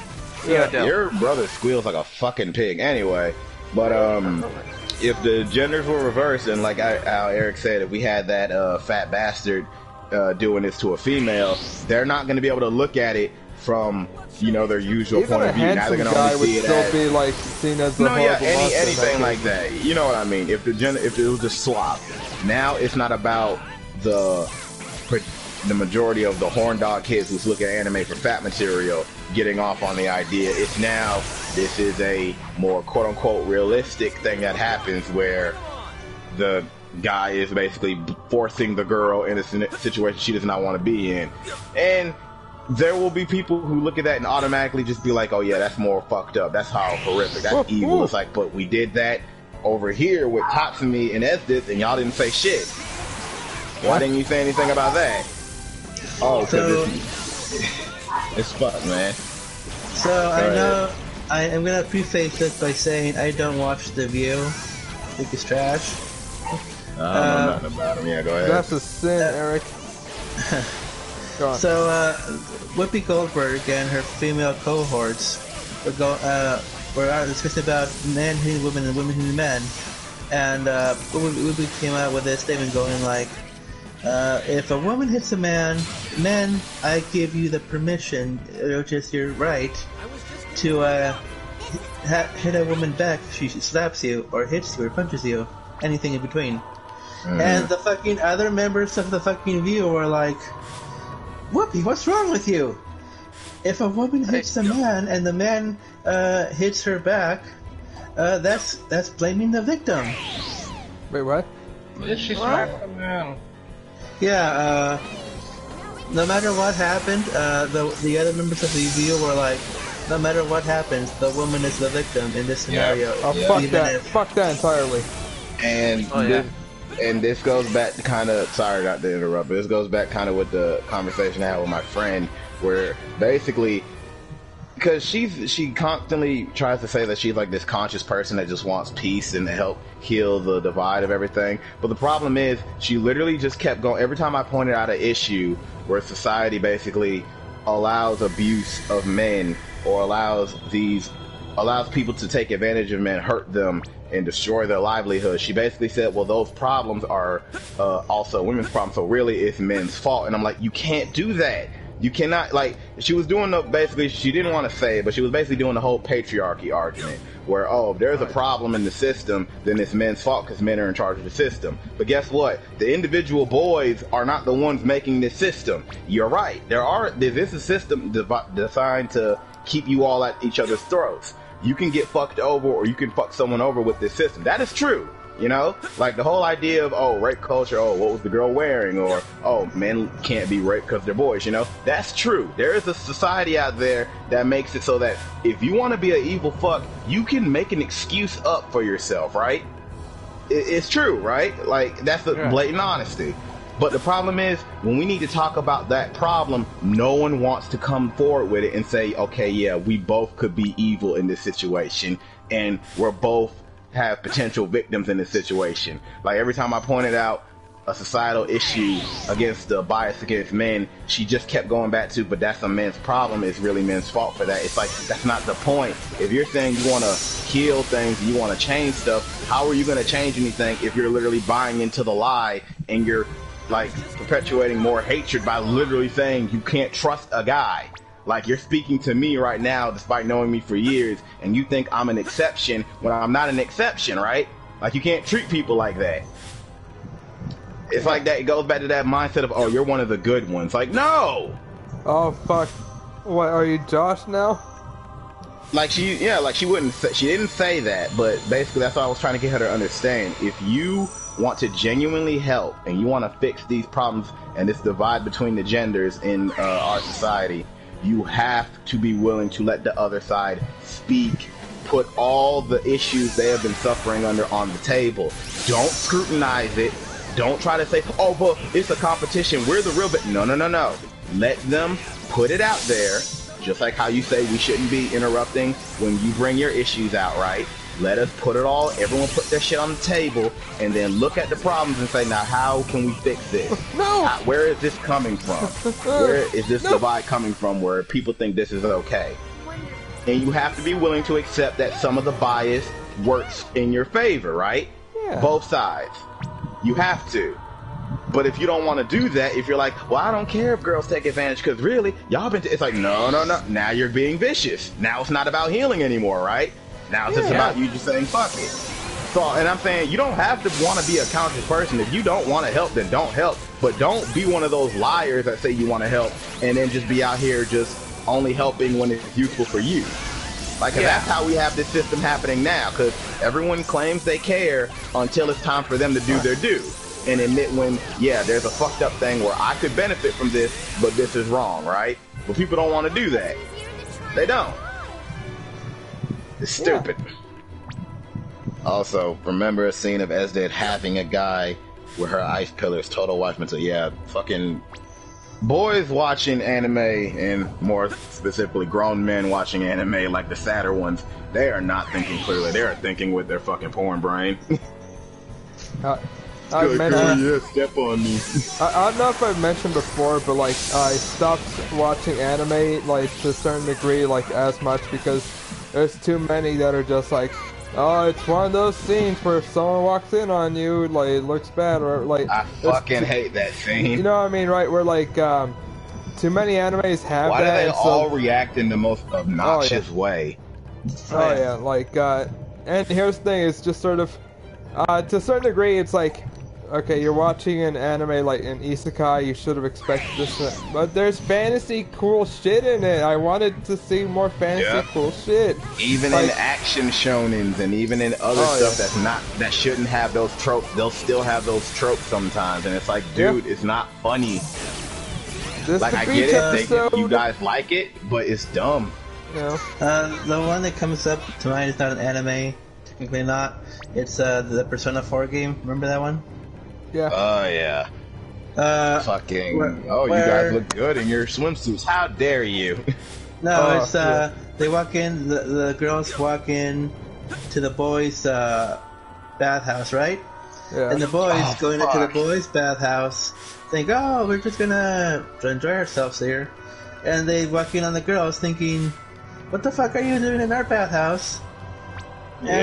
And the girls, the girls just pelt them with buckets, and you can choose to stand there and take it or run away. And that's fucked because it means the girls made a mistake, and their first instinct was to throw shit, not say, "Wait a minute, it's probably odd that you walk in on us if this was the girls' bathhouse, right?" So no logic. The anime makes it worse. They figure out that they were in the boys' bathhouse. And Rise becomes the shittest waifu ever, going, let's just let those boys be dumb. We showed those boys, didn't we? Yep, I remember that scene. Rise fucking goes like, just let them be, just let them be. That's stupid, man, that's stupid. I hate tropes like that. That's why I said I like that one joke video talking about it. It's like, what is this shit? Why didn't you lock the fucking bathroom door? I'm sick of this shit. I'm not gonna have you screeching at me or hitting me or any of this bullshit. You can do the simple thing of locking the door, announcing you're showering, or whatever. You can either act like a mature person, or we can change this anime into a hentai real quick. And I love that shit because it's so stupid. It's just so dumb, especially when it's the same characters. Because it's like, it'd be one thing if it was maybe strangers, right? But if this is a group of characters, this is another sad trope in anime. This is a group of characters that probably know each other. They're willing to die for each other. They're best of friends, childhood friends, all this other shit. So you know this person. And yet you still jump to conclusions when a small accident or a mistake happens, right? Yeah, that makes sense. You think Yu Narukami, the guy that all of you girls have a crush on, all of you think he just led the guys into your bathhouse. Not 2 seconds would you think for 2 seconds, wait a minute, something's not right. No, let's just throw shit. And then when you realize your mistake, you don't say, "Oh my god, let's go apologize." And one of the game's biggest mistake is going like, "We're not gonna let you confront the girls after the fucking bathhouse incident has been concluded." Yeah. You're not allowed. You're not allowed. You're just supposed to fucking take it. Just take it. And that is a trope that, while humorous in doses, in Japan they like that little sense of humor, it is kind of on that bullshit preconceived notion of men. Men are naturally lecherous perverts who are always looking for an excuse, right? So it's okay for the girl to react explosively and attack anyone that she thinks is doing that. So the one time I looked at that trope, and the fucking throwing stuff at them didn't happen, was Heaven's Lost Property, where the guy is a fucking ginormous pervert and walks in on a girl taking a bath in her hot springs, but the girl's like, "Oh, so you came to peek at me, huh? Well, you can if you want, but my dad's probably gonna kill you. So enjoy yourself, I guess." That's the only time I saw that trope reverted, and the guy was still gonna get fucking axed. Yeah, like I don't hate the idea of it, because I get it, it's humor, and sometimes it is done in funny ways. Like, it's not like it's always bad. It's just that it's such a staple trope that it's like, dude, do we really need to put this here? Yes. Can we not think of another gag? No. Also, the one where they crash into the girl and the guy touches her boobs accidentally. Yeah. I want to talk about that, by the way. On top of him. Because that happened in fucking Trails of Cold Steel. And Trails of Cold Steel is a generally pretty good game. But, like, basically the main character is Reen. And so, this dude, Reen, like, the whole thing is that they're trying to show that he's very selfless and, like, to a certain degree, it's kind of, harming himself, how much he helps other people. And so, like, alright, they're going down, like, this fucking pit, like, they don't actually know whether or not, like, they're gonna reach the bottom, but the point is that they're falling in a trap pit, and fucking, Reen kind of, like, shuffles over to make sure that Elisa doesn't fall to her, like, to get hurt. Most likely they weren't gonna die, I think everyone knew that, but, like, the point is that, like, alright, she's probably gonna get hurt, I'm gonna make sure that she doesn't. So he's there to basically help her land, and, like, her tits are on his face. He instinctively has his hands out, like, okay, no, I'm not touching anything. As long as I don't touch anything, then that's fine. Alright. Oh, you perv! Then she still slaps him. And for, like, a whole fucking month or two, like, no, I think it's like 3 months, she has this whole, like, I don't like you at all. You know, like, the whole, like, tsundere type thing. And I was just well, I guess I'm never gonna have her in my party. Then fucking, like, they force her in the party and say, well, alright, hopefully this isn't too, like, obnoxious. And I didn't want to interrupt you when you want to roll effort, and I just needed to let everyone know I gotta get out of here. Okay. Alright. Okay, I wanted to make a point. I remember watching, I remember watching, like, one of those things happening in freaking, I don't know, it was an anime clip, or maybe just a short. But either way, lady bumps into a guy, lands on top of him. Her tit is in his hand, and he accidentally ends up squeezing it. And I remember people in the comments, why did he squeeze it? And I kind of want, and I ended up telling them, quite a few of them, try keeping your hand open and flat while at the same time pressing something into it. It's kind of hard. Yeah.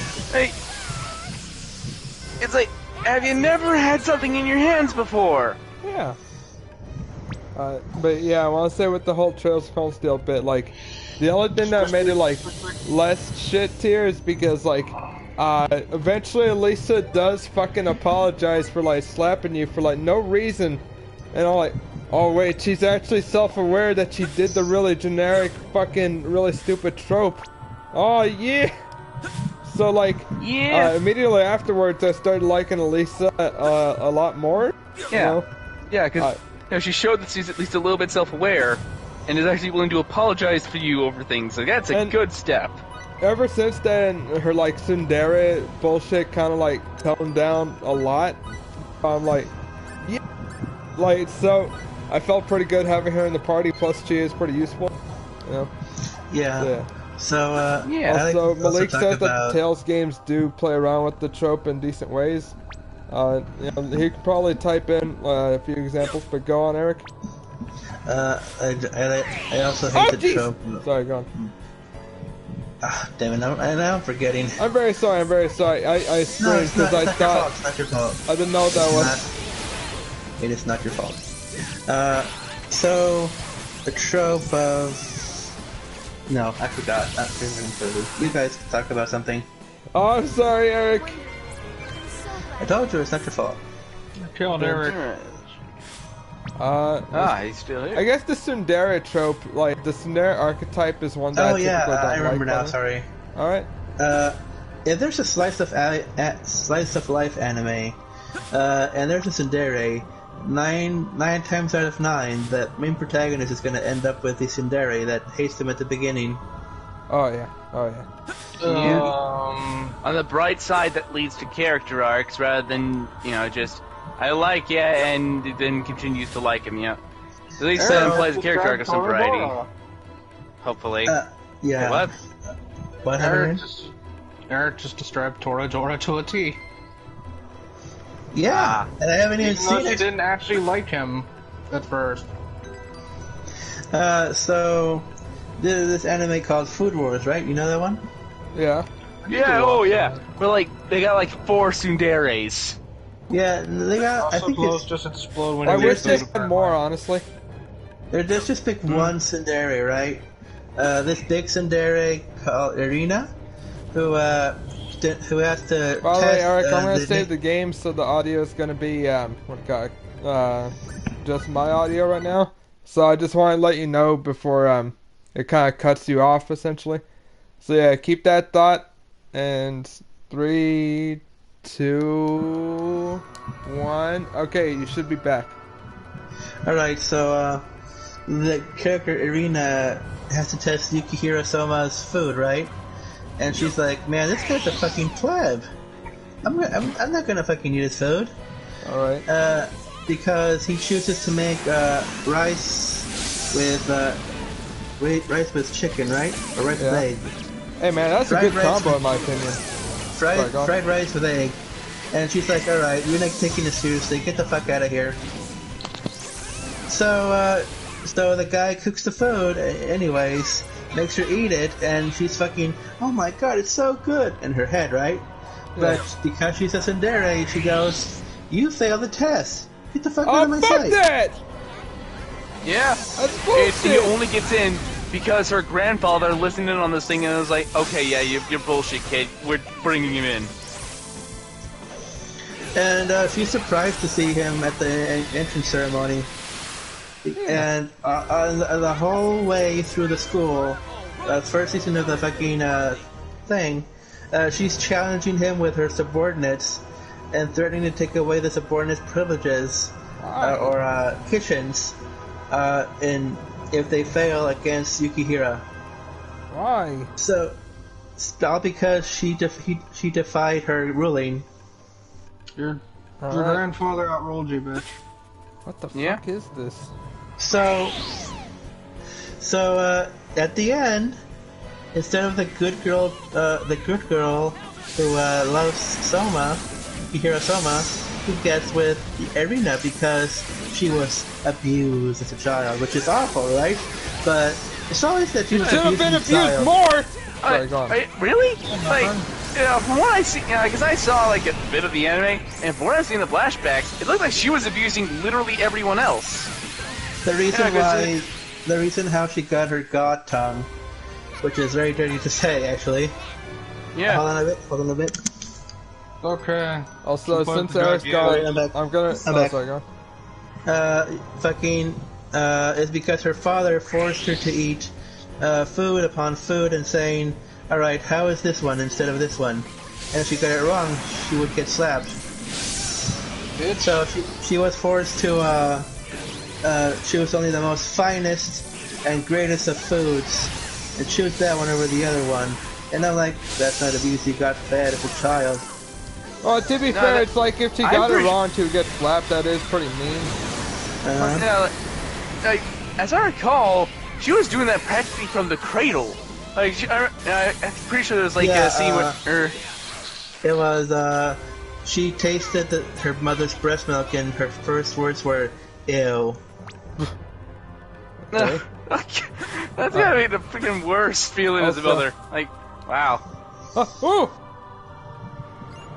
Yeah, I want to mention, so I'm gonna read off Malik's comments over here. So he says in Tales of Berseria, because, you know, like he said, Tales games do those tropes, like, not too bad.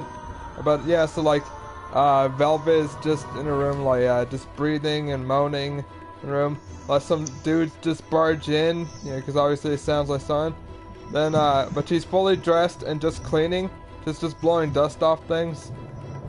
But like, it's like she's apparently putting so much energy into blowing off dust. Alright. Yeah. Also, we're getting close to a boss, so I'm gonna save it. Alright. I might, if I die again, I'm probably gonna have to be grinding again, so.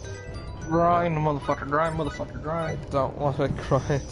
Where the grind, where the grind, where the grind is. Grinding. So yeah, Tadakoro is the nice girl that everyone likes, and you think, oh, she's getting this nice good girl instead of this bitch. No? No. The tsundere always wins. Yeah? Yeah. I reminded of another anime called Nisekoi, where the main character goes, also, hey, by the way, hold on, Eric, I'm gonna save it again, so it's just gonna be my audio again. So let me just, alright, saving, come on. Almost, there we go. You're back. Alright, so Nisekoi, that fucking anime, the main character at one point tells the tsundere girl who likes him, we would make a fucking awful couple. You always hit me and yell at me. I want to be friends with you, but I don't want to be with you. And you're supposed to feel sorry for the girl that's been abusing him all this time. Oh yeah. I was the fucking opposite. I was like, yeah, dude, tell him, man. Yeah. But at the end, even though everything was set up perfectly for the nice girl, the Sidney got her way. It's a fucked up situation, man. Yeah. Or like there's like that whole like there's that bit where like it turns out she wasn't tsundere, she just really hated me. You know? Yeah. And it's like how many fucking tsunderes are just that? That is just what it is, but somehow they're still supposed to be best girl. Also, Malik asked, isn't she the daughter of a mobster in Isekoi? Yeah, she's the Yakuza daughter, I think. Yakuza? Yakuzis. Bobbity boobie. Schmoozy Yakuza. Somebody's got a phone call. They should answer that. This one isn't like the other Grigori. Yeah. It's transformed. Yeah. Lovely. It saves us the Do trouble the of do. waiting. Suck 'em Now off. let's get down to business Suck and clean this mess off. up. I won't allow that Awful in our man. sanctuary for another second. You suck them all down. Suck it off. You seek to stand Nothing against left. us once again. Also, I'm gonna shut up for this thing to talk. Withdraw from this place immediately, so that your lives may be briefly prolonged. Sorry, but through letting you bastards have your way. You will not withdraw. Did you not get a relic, Arian? You shall sing your own It's in a roar. glorious songs of destruction. But you could do that through Wonder Trade. Hold on. Become the How many first Wonder Trades cry still of up? the beautiful new universe as they weave together in infinite harmony. Well. Looks like X's if you theory guys was watch right. this later on, like, get to this part, listen You to think this we're just going fucking, to let you like, destroy our monster's universe? voice. You Grigori sure are talkative, aren't you? We should thank you for telling us so much. Unfortunately, you're not going to find us considering your little proposition very carefully. So this looks like a final boss no because point he in says trying to your destroy the mind. universe. We have no intention of falling for What? the same trap again. It's not even the final boss. Perhaps such simple life forms as yourselves cannot comprehend the fact that we are one who is all. It is we who shall not fall into the same trap again. No.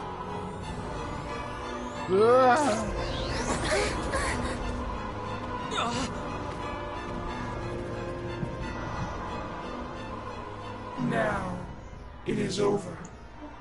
Oh, they got distracted. Our compassion will not Yeah, rob get from smoked. you your will. This fucking boss sounds like a fucking child. The light You're of a life child. radiates most brilliantly the moment that it enters. Child at heart. Yeah. Come, and bequeath that light of yours Ooh, unto a child. new universe. Oh, child, you're about to take it. Oh! He took an arrow to the eye. That's right, our friend. 2DI. Yeah. You possess a power of which we It's a know Gina. not. Yeah. What are you? Gina really stepping up as Oh, best it's girl. nothing. I'm just a little different, that's all. She Not just a doesn't Sugure. happen to have those Wake nice up, everyone. ears that are We like, haven't even or begun those to big fight. tits. Those nice ears that if you fucking make them flap, they Prepare could fly. yourself. Yeah. Let's do You this, too, Eric. Kay? She's stuck. She can't get past the flights. I don't know Fuck any all of these of you. characters. I'm Yeah. just repeating what I heard. Come on. Fuck all of you. Ah, okay, come my friend. on! Listen. Love it. Also, Gina, like, yeah, she would be like, I'm not like other girls, says Gina. Oh, yeah. Slaps her ears and then she Although starts flying. it's the kind of true combo. because she's genetically bred differently. Why do you wish to die? She built different. Yes. Yeah. She quite literally built different. Yeah. They tried to put a gun on her head. It wasn't DNA, it was USA. Yeah. What the hell's that from? Ultra American. Donald Trump, edit. What the fuck? Sorry, go on. And I know, I've heard it's scary, isn't it? Oh, geez. Yeah, Donald Trump isn't here ever, don't worry. I can't So fucking you hit think. these things. Donald Trump is all around us. Master Eric, there's too many of us. And just a fucking clone army of Trump. What are you gonna do? Oh man. I thought it was good. Fuck you. Yeah, it's good. It's fine. It's fine. What? No, no, no! Fuck. Okay. So I was listening to the theme of Yujiro from Baki in 1994. Yeah. And the theme of Yujiro 2020 or 18 or whatever. And fucking massive improvement over his theme. Yeah. How so? Fucking Yujiro's theme in 1994 goes like and that's fucking weak sauce. The fucking theme in what's it called, 2016 goes like dun dun dun dun, more fucking violent and shit. Yeah. I'll post this because I don't know how to explain things. And you are gay, so explaining things is kind of difficult. I know. Yes. Oh, fuck off. Yeah.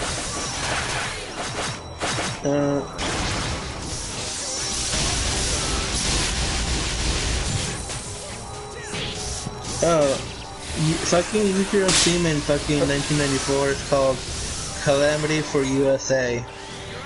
Ooh, alright. What? No, no, no! Oh, come on, that still got me.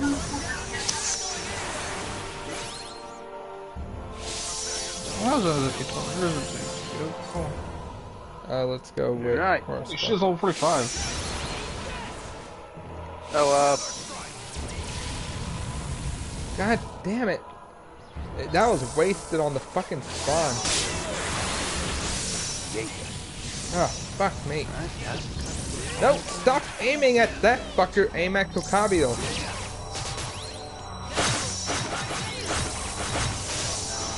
God. Also, the frame rate is dying. You're dying. Well, kinda am actually. Oh. No. No, come on.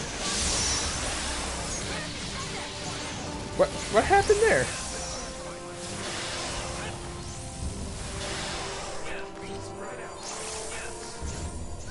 Okay, come on. Maybe I can...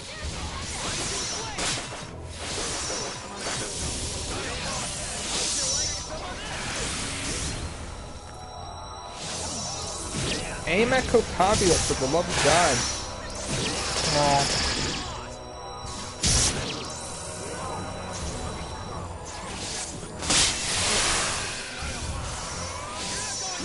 There we go. Where's that?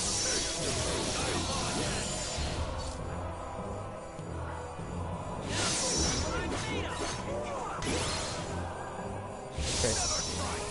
Oh, fuck me. The boss fights are always the worst in this game. Oh, it looks like it. Hey, Trump goes. No, stop aiming at him! Aim at this fuck!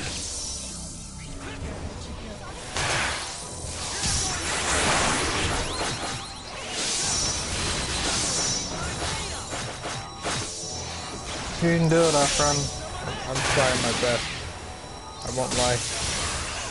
My best probably isn't good enough. Oh man, I calculated everything, but boy am I bad at math. Oh, that's still one of my favorites. Alright, about Hey, hello. This much. You can do it, different. Yeah, the annoying thing with this boss is, you guys have probably noticed that this boss basically has like multiple like spawns that like make it impossible to really hit him. What? No! Fuck me. And fucking A. And so here's the thing is that trying to hit him becomes very difficult. And so, because here's the thing, I'm only able to do damage to him, and his fucking minions can't die. Like, they take no damage. So it is worthless to ever attack them. Yeah. Yeah, and so my main thing is like trying to actually damage him can be difficult sometimes because so here's the thing, you guys are like probably wondering, well, why don't you just aim at him? They don't let you aim, not really. So it's based on who you're closest to. So the aiming only really works is like, oh, you're close to this enemy, so now you're targeting him. You know? And that's not a great system for like when you're in fights like these, when you just want to focus down on an enemy, and they won't let you. Oh. There's our people. Let's see here. You want me to look up some tips if there are any? I think I got it, but it's just sort of like annoying. Are you further in than you were last time you played? I should be good. So, an important kind of talk, but the maid is in Mexico right now. Alright. She's there because she wants to find a veterinarian who will take in our sick dog. Alright. And I'm like, wow, we don't have any resentment towards us for anything. Thank you. Yeah. Ew, the wabbit. So really sweet. Yeah. So tell your mom to call if that hits. And the fucking I'm reaching, and I'm telling the maid, hey, bring in some tacos from Mexico. And like, she's like, Eric, I don't think you're gonna let me. Fucking smuggle them. We're Mexican, that's what we do.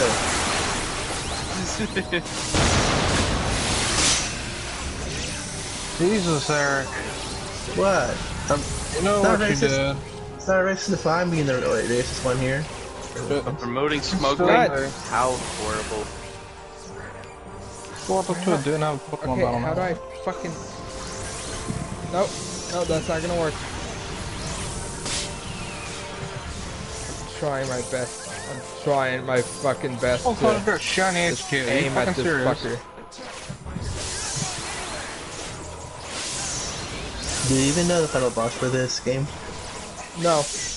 No, okay. I've only gotten to the last dungeon, which I know this is not. How do you know it's the last dungeon? I guess to be fair, I don't know, but it's one of those times when they're like, okay, we might not be able to get back out of here. You know what I mean? And they're like, oh yeah, good point. You might want to do this. So like, when I got to that point, even as a teenager, I knew what that meant. You know? Yeah. Okay. Good point. Good point. Oh shit. Oh shit. There we go. There we go. Beat him? Yeah, also, like, this is a story trophy that I just got, and it's a silver, implying that, like, not too many people got it, because probably not that many people fucking wanted to keep going. Oh, but you're the manliest of the men, Efren. I am indeed, I think. He is the Egg Man. Yeah. Yeah. That's right. Cuckoo Kachu, more like Kaka Kachu. Why Cool colon, more like cuck colon. If not for you, the as long as I shut up so you can hear this stupid voice. You won't. Oh, now he's dead. Raimi, finish it. So yeah, Malik, you're the one who's actually listening, I think. Tell me what. Watching. I don't know if he's watching that. I'm watching, yes. How dare you? Okay, Eric, did you hear the fucking boss's voice? Ray, that was no, so cool, I'm putting that on mute. Oh. It'd be rude if we. You just feel rude if we actually listen to that. At some point, really when this is done, one of you like go back and check out that fucking that voice, because again, it sounds like a child that's recording it, you know? Yeah. Okay. Does it sound like the fucking voice of the Witch King of Angmar in the animated Lord of the Rings? Oh shit, that's quite a pull, but kinda, yeah. Further, Well, he hold on. suggests Actually, I we need to rest remember what for that's today in like. the Centropolis. But yeah, I think you're right. Well, Now let me just put it for let's take you. him up on that. I'll Right need now. to check that out later. In any I'll drink case, to that. we've been going for 3 hours, Really use a hot and we shower. got to a nice, cutscene over here. It's like the boss, you shower. I already did. I did. Mary, please don't look at me Do it like again. that. It's Oh no! awkward. Actually, it's gonna eat her out. No more, please. Not yet. More. Not yet. More We can't- asbestos. More asbestos. We More can't. asbestos. We can't fucking satisfy Grant like that. Yeah. Grant More doesn't. asbestos, more Grant asbestos. never fucking got past the first planet for fuck's. Not the first, the second planet. No. He couldn't never got handle to the fact that Captain Planet. there's a little girl in this. You know. There's a hero. So Mexican veterinarians, unlike American veterinarians, will just give you the medicine you think will be good, best for your fucking dog. Yeah. Can't sleep, huh? Also, Yeah. you just need. Also, they'll give you morphine in pharmacies. Like. Did you? So here's the thing about another bad morphine dream I or was thinking something? about is that like Actually, oh fuck, I'm trying to make a joke about it. It's Where the fuck did these things keep coming from? You know, I think there should be less fiends rather than more fiends. Thanks for Fuck what you me. did today. If you hadn't been there, it would have been the end Also, for what's us. up, Skylar? don't mention it. I'm playing Dead Space, and for some reason, I'm enemies so are spawning surprised the heck out behind of me me. for no apparent reason. Even Everybody though was there is down. nowhere they could possibly be Didn't know coming what to from. do. I think in some cases, they just give up trying to actually have them spawn saved somewhere me. reasonable. You know, I've always hated Alright, my well, own anyway. body. So if the Power Rangers took morphine, what they call it, morphinonable? I held a grudge Oh towards yeah. Mom and Dad Fun over fact: this. it was actually, the phrase "it's morphin time" was actually censored in a few countries Oh, it was? because, they were worried that it would inspire, encouraging drug use and whatnot. I can imagine druggies using the phrase "it's morphine time." That power I hated so Oh, Wow. it's morphine time. protected everyone. Wait, so other countries thought, oh, this is gonna get kids addicted to morphine? Yeah, it's one of Most them. important to me. It happened in like one country. I think it was either Portugal or Brazil, maybe. It made One of me those but- countries. so Wait, but they don't say morphine in Portuguese. Raimi. Oh no, they still say it's morphin in a lot of languages, because frankly morphin doesn't translate well. Okay now, right? Hey, what would you change it to in Mexican? I'm fine Yeah, now. in Spanish. In Mexican, Now huh? I can finally say this. I corrected myself. Shut up. Suck 'em off. Alright, I'm gonna look up what we call it here. Thank you. You didn't even know. I don't watch exactly. Mexican Thank them Power for it, like I Rangers. Shut up. Bitch. But Mexican Power Rangers Dear watches mother and you. father, thank you so much for the super awesome crest. You know? Edge, that's so like you. Yeah. Alright, I wish I'd talked to you about this sooner. You came to terms with the Muon power Mexican- inside yourself so easily. no, it'd be better with Spanish. Nothing at all. I feel stupid having worried about it for so long. Rangers. Finished. Sorry it was so easy for me. You know what I was thinking about? They have Laura Bailey in what's that game with Dan, the man, I never the realized final how survivor? broad your back is, Edge. What the fuck was it? Where it's got Big Bo. It's so warm. When I said Big Bo, my viewer count know. went from 1 to 2. What are you talking about? Yeah, Binary Domain, yeah. They have Laura Bailey in Binary Domain. She voices Faye. And one other thing is she also Remember voices what Elena said to me some before? random Japanese woman always that's stay just with kind you. of there. When they go to that area that looks like a Yakuza cutscene. Remember? Yeah. Sorry, I'm so- looking at the fucking morphine time. It's what, but yeah, it's one of those times when like Of course. do you think it's kind of weird to have Thanks. a member of the main cast also voice like generic NPCs? The dream I just had. It was the one I had. Not really. If I don't notice it, Yeah, it's fine. I guess that's fine, but like, I guess you know what it is. It's like in that instance, Laura Bailey basically put on more of accents, essentially, or like put on more of some to make her sound like she's supposed to be more native to Japan. It's fine. She does it all right, well enough. But then fucking you look at Faye, who is supposed to be Chinese, and she has no accent whatsoever, or like no connotation that she's like from China, you know. Although to be fair, she is a robot. But yeah, it's just kind of weird that like she bothered to do more of an accent with a random NPC rather than the main character. So yeah. Yeah, it does sound kind of weird. I guess maybe... So I'm looking at the Spanish version of Morphing Time. All right. Tiempo de transformarse. Alright, now is that play on words or no liberation rate time, or is it just... It's time to morph. Alright. Yeah, we're not very creative. Yeah. It's... Yeah, actually, I don't know, maybe it was Mexico that got that censorship, I don't know. I can't remember which country did it. Maybe they have it... If I don't see Portuguese here... No, there's Portuguese here. Shit, I don't know. Your fucking thing. So I was thinking about it. Do you think that a goose that's on a boat, do you think they make ports, like geese? Fuck it, I can't even. I was gonna be like, does a goose make ports, or like when a goose makes port on their ship?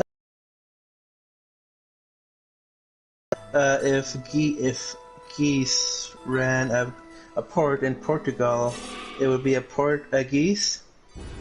Yeah, like I'm getting tired, man. Fucking, it's been 3 hours. No Johns. No, I'm allowed to throw out Johns.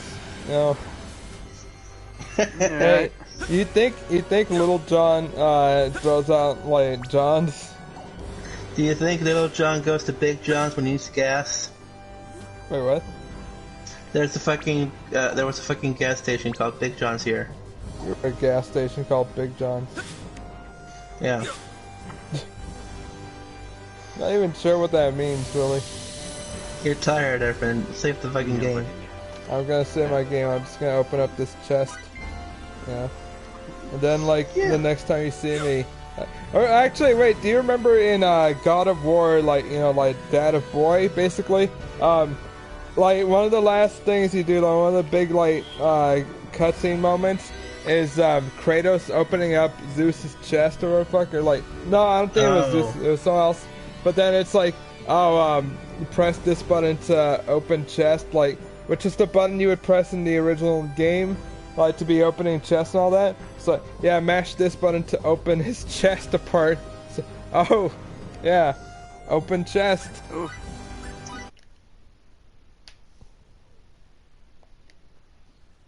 Yeah. Inside of it. Oh yeah, like when he just kind of like punches into it, doesn't even bother to lift it up at that point. I think because he's just grown so tired of the whole like, yeah, I need to press this button. No, I don't care anymore. I'm just gonna bust in there. Yeah. Yeah.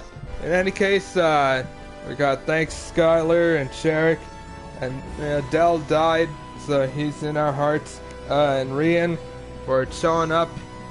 Also Malik for being the audience. Yeah. Thanks everyone for joining in. You guys want to say anything before I start to go? All right. Like, comment, and subscribe. Yeah. If you want some real fun, go to the motorcycle. I'm gonna plug I something there. I have something there that went away.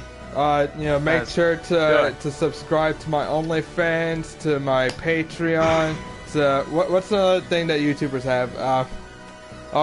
Get on our Discord for exclusive bullshit. Yeah. What's the thing?